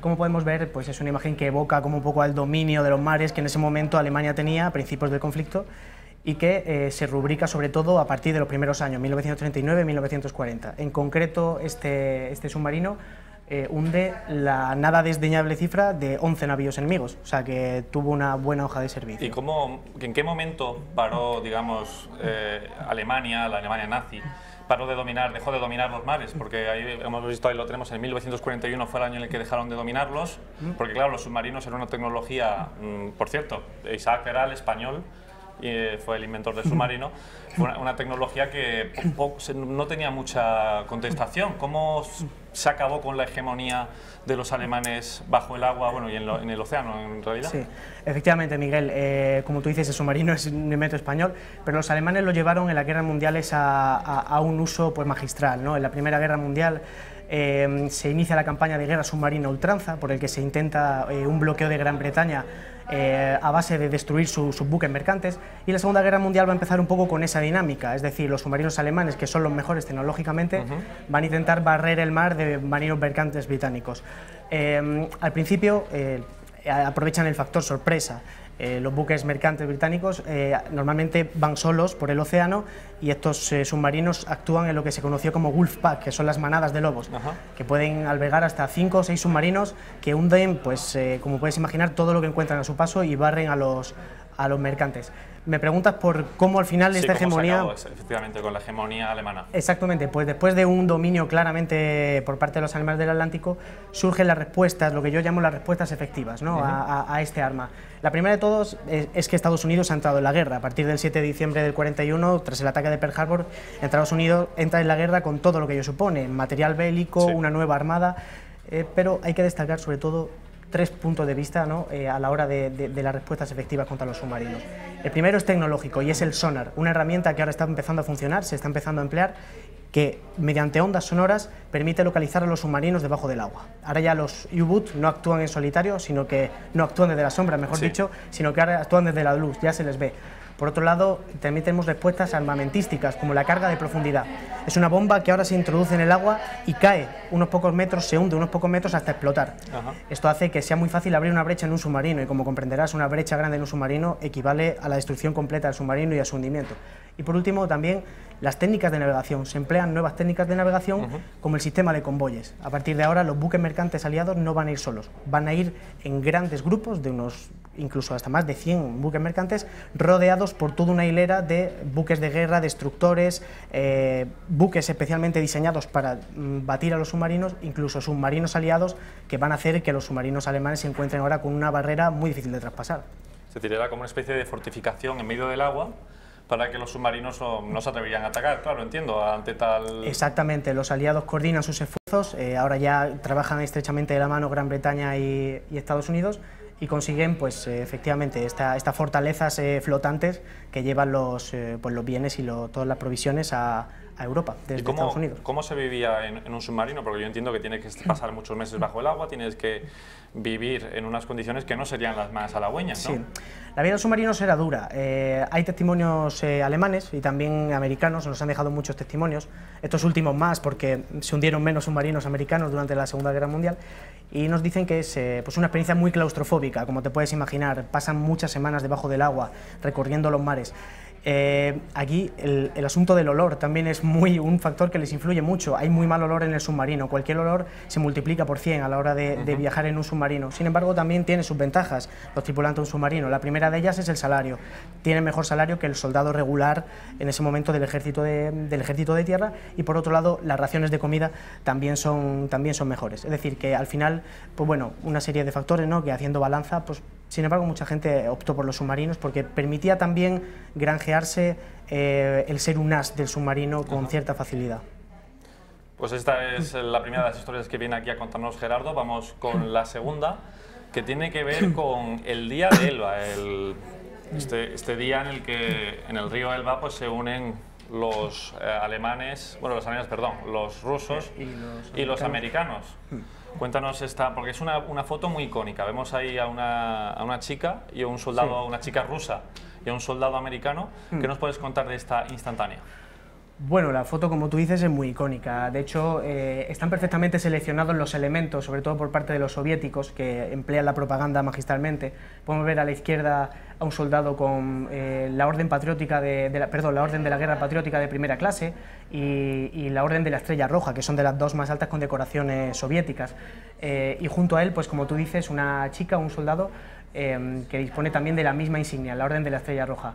Esto pues da cierta imagen de inclusividad también al Ejército Rojo, ¿no? Como de somos inclusivos, aquí también las mujeres pelean, pero es una imagen que muestra como una escena muy alegre. Efectivamente era el día del Elba, el 25 de abril del 45, el Ejército Rojo y los aliados occidentales se encuentran en Torgau, al sur de Berlín, poco antes de que termine definitivamente el conflicto. Pero sin embargo, Miguel, quiero hacerte ver pues que detrás de esta foto, ¿no?, de esta imagen que parece muy alegre, hay una realidad bien distinta, y es que a nivel político se están empezando a formar dos bloques que luego conformarían la Guerra Fría. Entonces es una imagen, pues eso, bastante icónica, pero por otro lado también no muestra la realidad política que había en aquel momento, ¿no? Sí, esa realidad de dos bloques totalmente distintos, el bloque soviético y el bloque americano, un bloque de igualdad, de libertad, como podría ser el americano, los países modernos, por así decirlo, y luego el bloque soviético y el bloque comunista. Sí. Pero bueno, aquí vemos esta imagen porque tenemos a esta chica soviética, este americano, pero ¿cómo les fue a la guerra en cada uno hasta llegar hasta aquí? Que esto ya es el final de la guerra. Sí. Pues Miguel, la guerra fue para ambos bandos muy diferente. Por un lado tenemos a los americanos, que se habían enzarzado en la Segunda Guerra Mundial a finales del 41, y que libraba una guerra prácticamente global en todo el globo terráqueo, en Europa contra Alemania y sus aliados italianos, y luego en el Pacífico contra Japón. Era la guerra más extensa, más grande en extensión, la que tenían los americanos. Sin embargo, ya habían desembarcado en Normandía. Habían tenido que soportar la última ofensiva de Hitler, que fue en las Ardenas a finales de 1944, en los bosques de las Ardenas, entre Bélgica y Francia. Los habían superado con éxito y ahora llegaban a Berlín triunfantes, pero sufriendo muchas menos bajas que su otro aliado, que el Ejército Rojo, en este caso los soviéticos. Los soviéticos venían de una guerra, ¿cómo decirlo?, de masacre. La Alemania nazi les había conquistado, habían hecho estragos en su población, estragos en su ejército.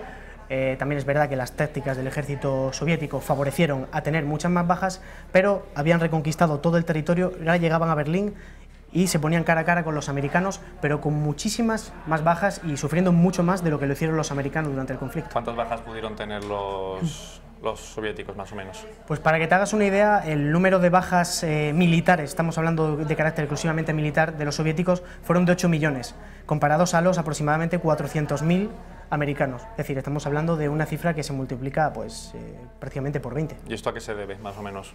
Se debe principalmente a... hay varios factores. Sin embargo, para mí el que más influencia tiene son las tácticas militares.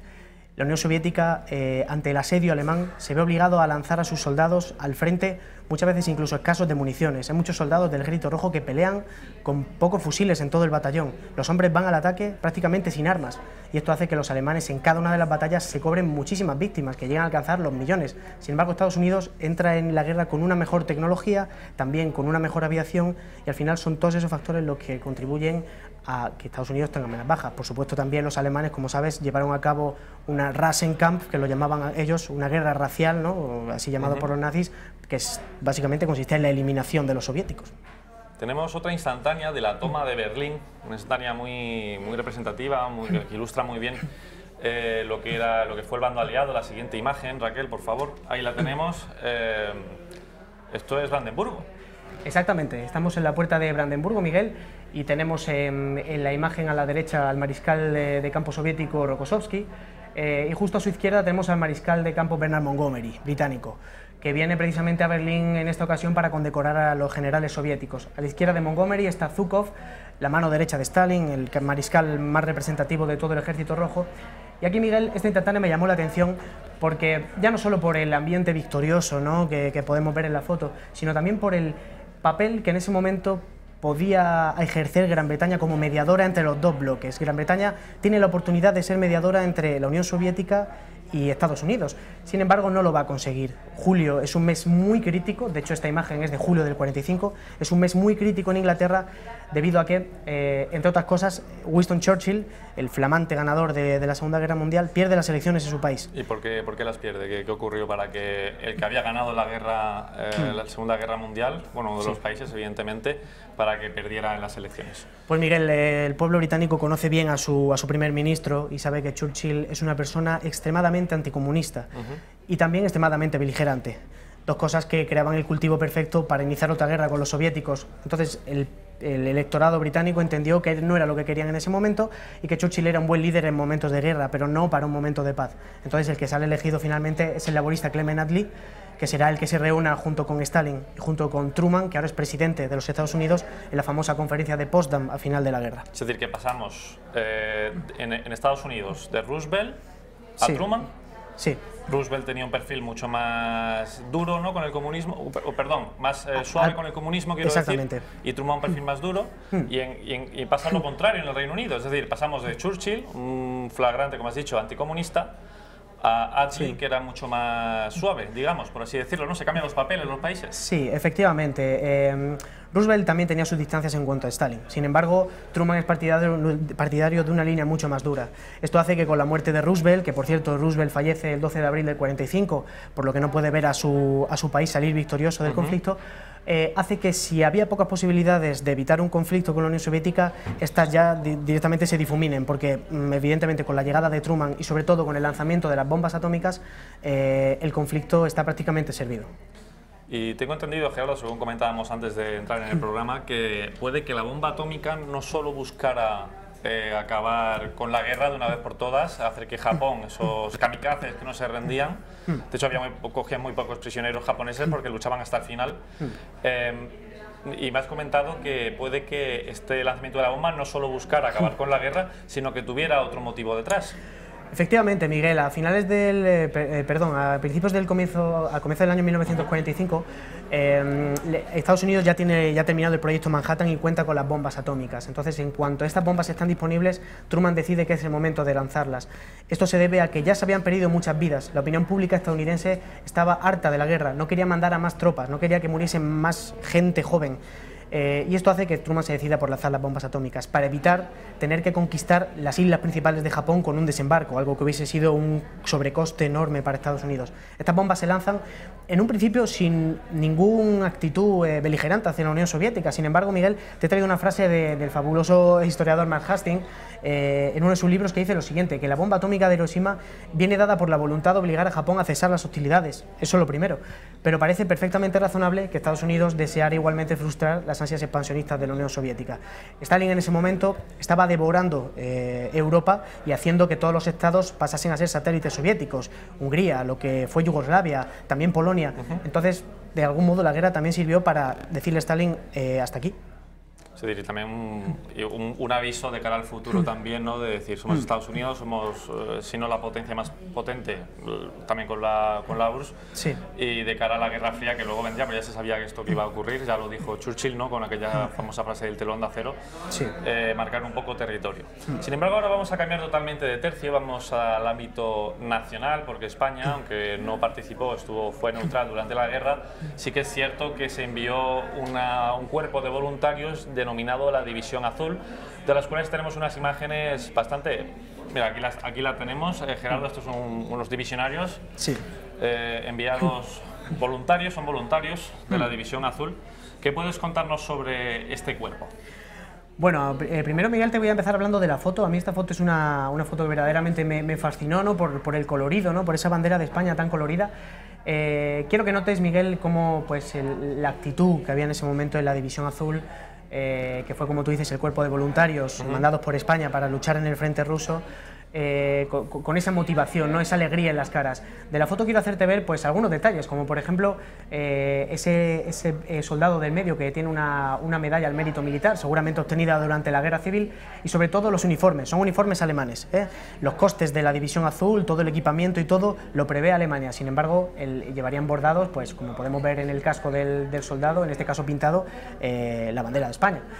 La División Azul, Miguel, fue la respuesta, digamos, de Franco, o más que de Franco, de su círculo, porque al final no fue tanto Franco el impulsor, el promotor de este cuerpo de voluntarios, sino su ministro de Asuntos Exteriores, Ramón Serrano Suñer, el cuñado de Franco, que fue, gracias también a su círculo, ¿no? Que eran bastante pronazis, los germanófilos, los que hicieron que en junio de 1941 España, viendo que además en Europa la guerra estaba siendo favorable a los alemanes, se animase a mandar un cuerpo de voluntarios, y por eso esta imagen con los soldados, pues como ve, claramente motivados.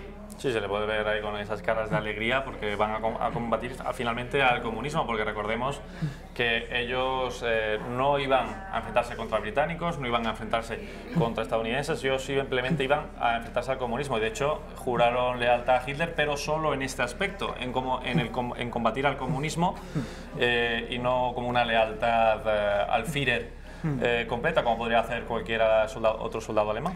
Exacto, Miguel, el mensaje que Serrano Suñer lanza a los divisionarios en junio del 41 es: Rusia es culpable de la guerra civil, Rusia es culpable de todos los males que tiene el mundo.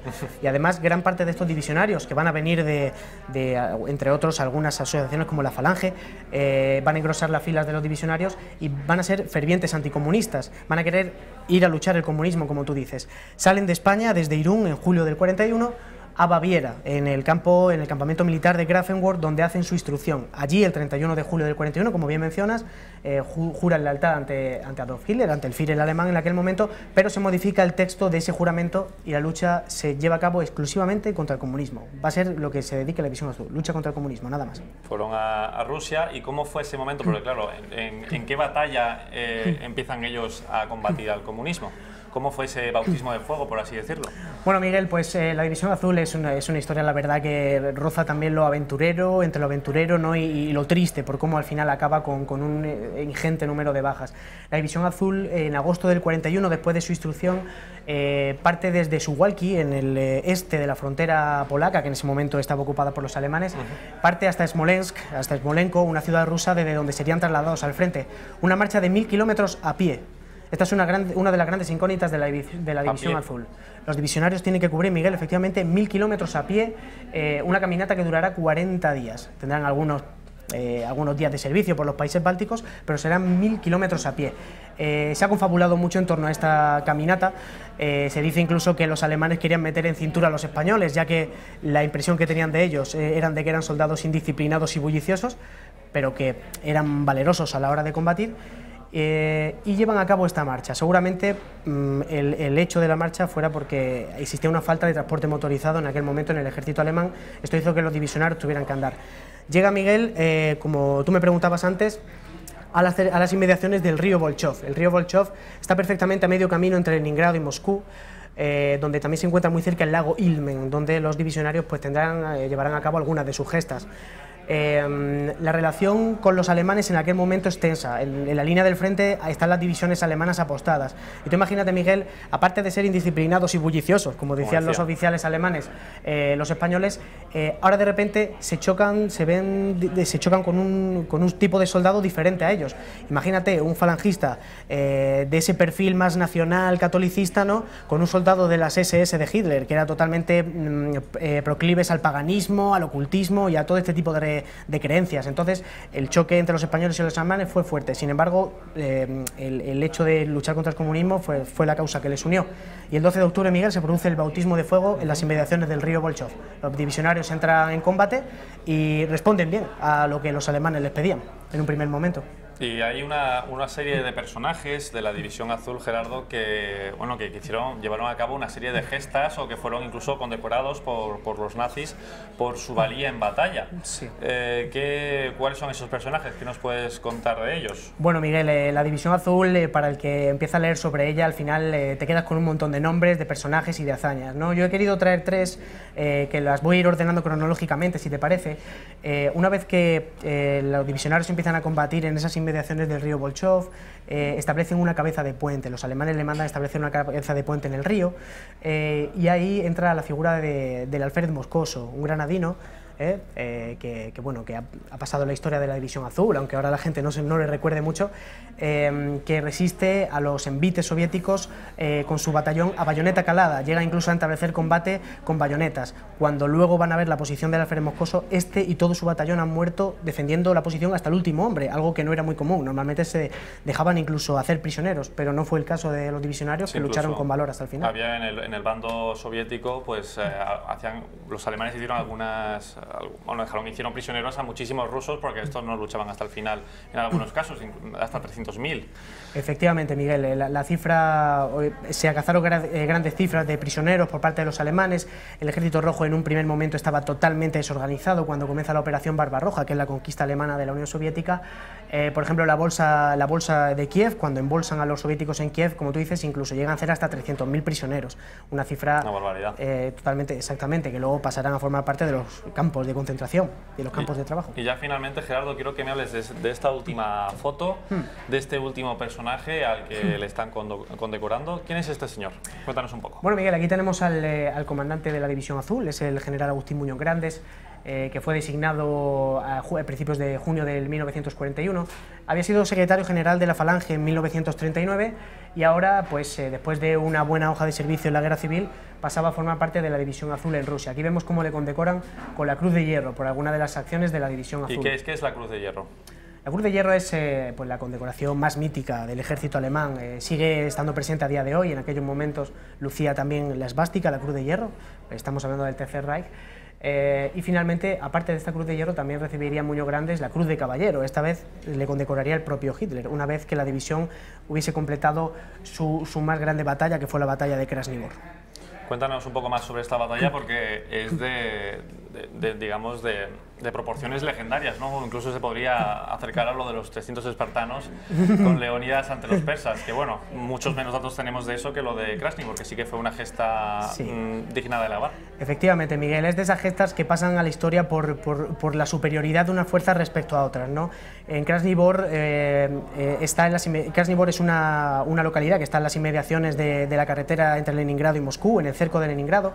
La División Azul ya ha abandonado el río Bolchov, ahora los alemanes han perdido en Stalingrado una crucial batalla y los divisionarios tienen que, reforzar el cerco de Leningrado. En febrero de 1943 se inicia una ofensiva por parte del mariscal que veíamos en la anterior foto, de Georgy Zhukov, que lanza 4 divisiones soviéticas contra la División Azul. Estamos hablando de unas proporciones de 44.000 soviéticos perfectamente armados con tanques, nuevos modelos de tanques como el T-34, el más avanzado de la época, cazabombarderos Il-2, armas antitanque y toda una serie de tecnología frente a los 5.600 divisionarios que apenas cuentan con armas ligeras. O sea, imagínate la proporción de la batalla, ¿no? Cómo era en ese sentido. Y finalmente, como en cuanto a bajas y demás, porque sí que consiguieron retener a los rusos, mantenerles a raya. Sin embargo, ¿cuántas bajas tuvo cada bando? Efectivamente, Miguel, la batalla de Krasny Bor no tuvo un vencedor claro en el sentido más estricto, es decir, ninguno de los bandos salió perfectamente ganando, pero en el sentido estratégico la División Azul salió ganando porque el cerco de Leningrado no se rompió. De hecho, gracias a esta victoria en Krasny Bor, el cerco sobre la ciudad de Leningrado, la actual San Petersburgo, se ampliaría durante un año más. Los alemanes ahora iban a la defensiva en Rusia, pero sin embargo los españoles habían cumplido con su deber. En cuanto al número de bajas, los soviéticos se les llegó a infligir hasta casi 20.000 bajas. La mitad del ejército prácticamente. La mitad de las divisiones fue totalmente liquidada por la División Azul, de los cuales de esos 5.600 aproximadamente, unos 4.000 murieron. quiero destacar aquí algunos actos, ¿no? Como el mítico acto del Cabo Ponte. El Cabo Ponte pertenecía a un batallón uno de los batallones de zapadores de la División Azul, que estaban totalmente sitiados durante la batalla de Krasnivor. Tuvo que abandonar su posición para buscar ayuda en algunos de los batallones circundantes, y en esta se topa de cara con un tanque T-34 soviético, él solo.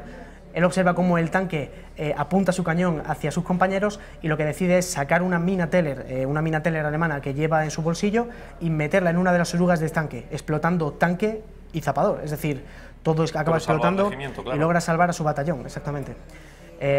Como decía Miguel, pues fue un acto totalmente de estoicismo por parte de unos soldados, para muchos fanáticos, para muchos luchando por un ideal, pero en definitiva españoles, y que dejaron el listón bastante alto en las inmediaciones de Leningrado. Pues ya han visto ustedes, esto es lo que ha dado de sí la guerra mundial, muchas gestas que a lo mejor ni siquiera nosotros las conocemos, de la División Azul. Pero Gerardo, antes de irnos me gustaría preguntarte a ver si algún libro, porque tengo entendido que eres un ávido lector de la Segunda Guerra Mundial, de la División Azul, algún libro que nos puedas recomendar a mí y a nuestros espectadores. Bueno, Miguel, el libro por excelencia de la División Azul son los Cuadernos de Rusia, de Dionisio Ridruejo.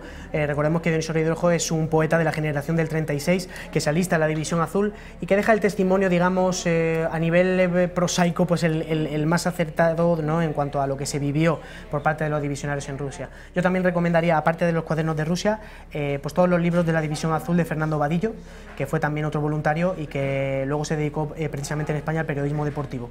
Recomiendo esos dos libros para, pues, informarnos más de aquellos héroes olvidados. Pues ahí lo tienen. Gerardo, muchísimas gracias por venir, por estar aquí en la Redacción Abierta contando estas cosas tan interesantes.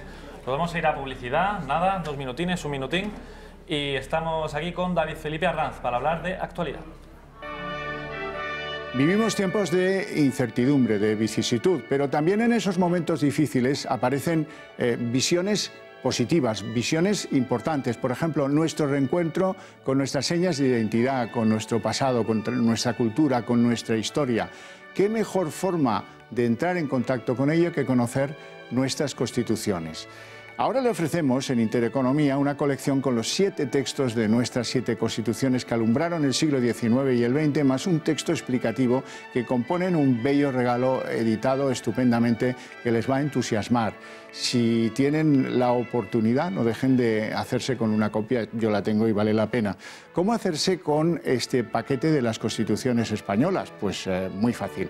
El paquete cuesta 99 euritos de nada y los gastos de envío aparte. 5 euritos más si es un envío a la península, 10 euritos más si es a Baleares, y Canarias, Ceuta y Melilla pues requieren 15 euros más de impulso. Y recibirán el paquete en 48 horas cómodamente en su domicilio, donde tendrán que pagarlo contra reembolso, como se hacía antes, con dinerito en metálico. ¿Cómo enrolarse para tener estas magníficas constituciones españolas? Pues lo más fácil es el teléfono. Miren, tienen que llamar a ese teléfono que aparece aquí debajo, 91 616 2464, y ahí les pedirán los datos, y lo más fácil. ¿Que lo quieren hacer por correo electrónico? Pues es bastante fácil también. club@intereconomia.eu, y ahí consignan el nombre, la dirección con el distrito postal, no se les vaya a olvidar, un móvil de contacto por si hubiera alguna cosa que necesitáramos aclarar, y ya, y eso queda encargado, y a disfrutar de las constituciones. Aprovechen esta oferta.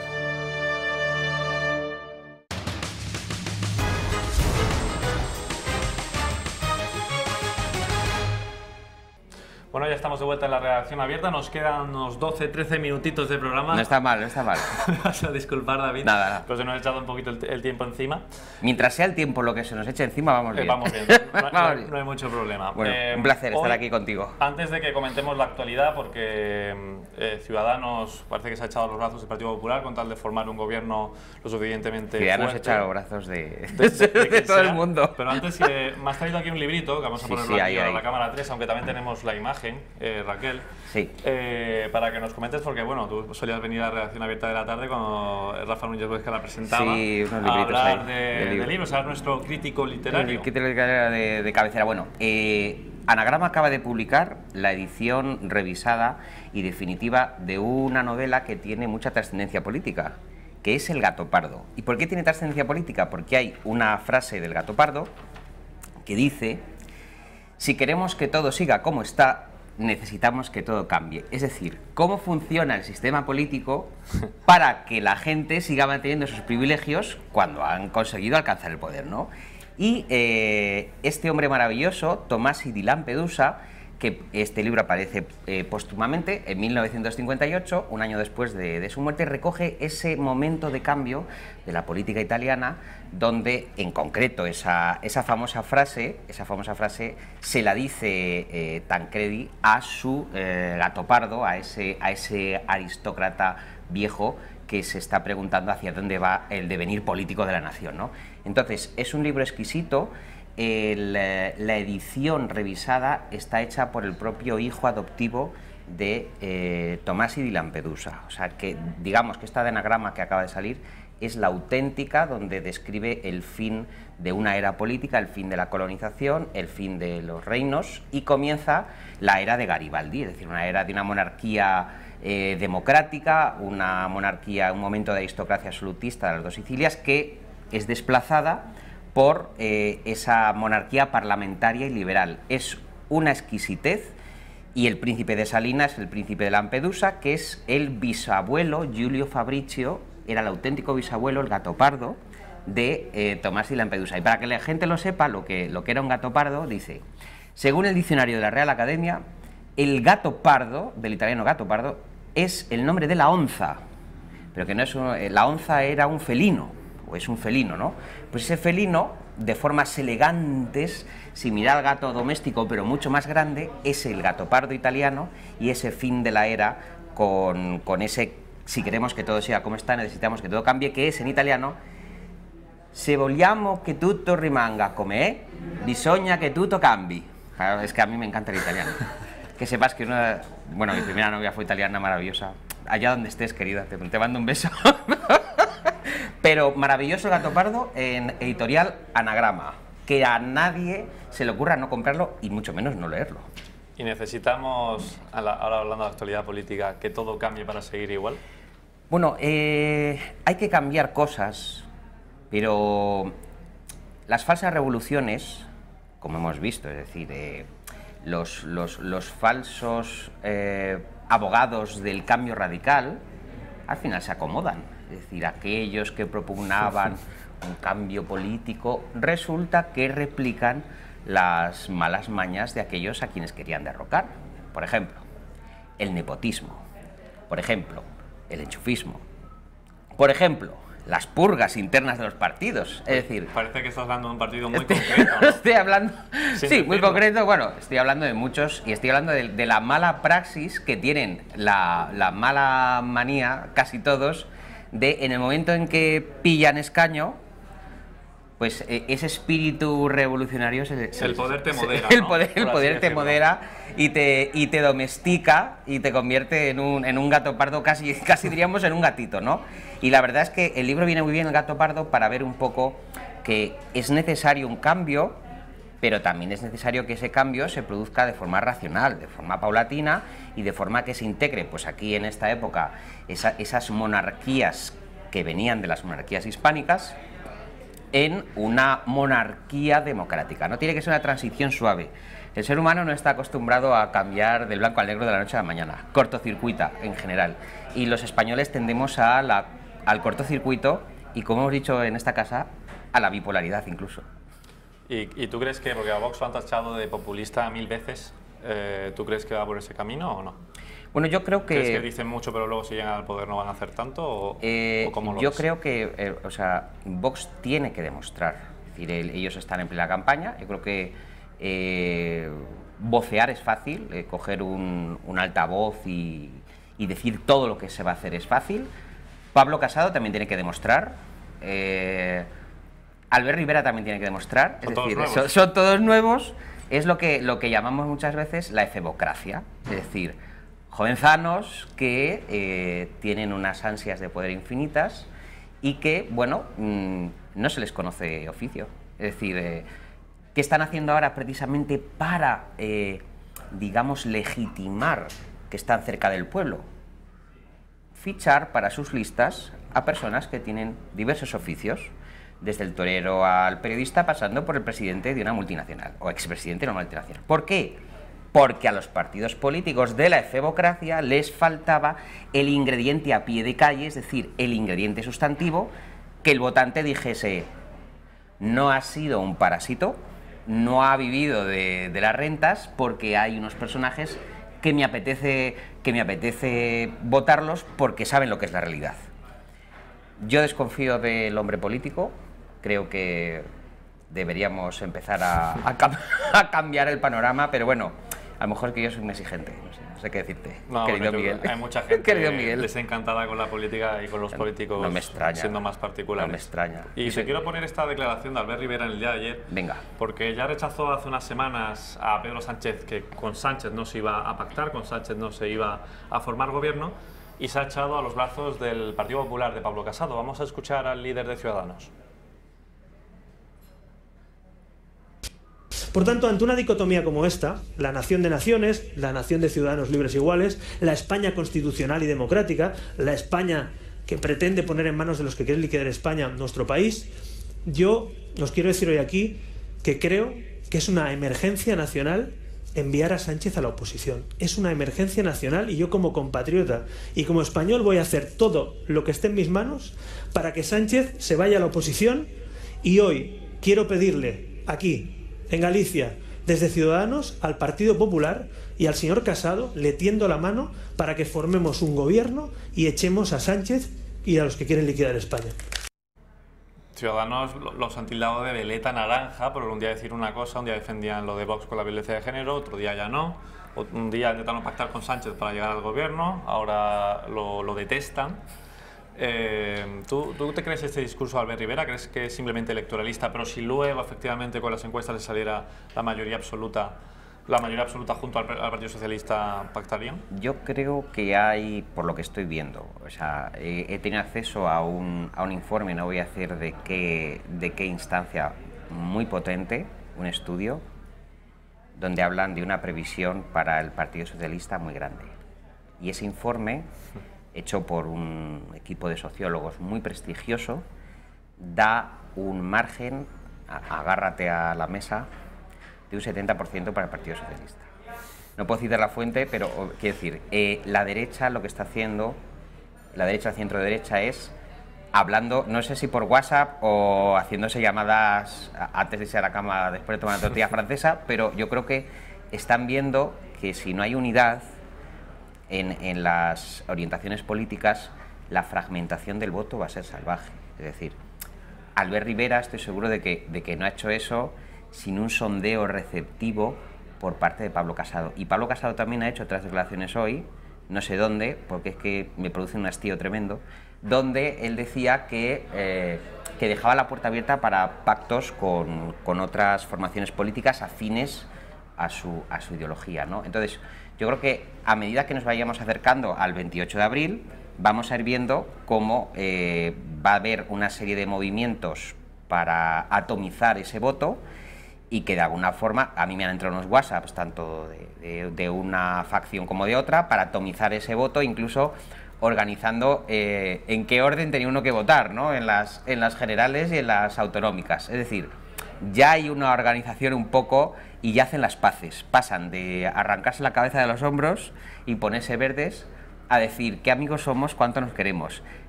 Yo no me fío. Repentinamente.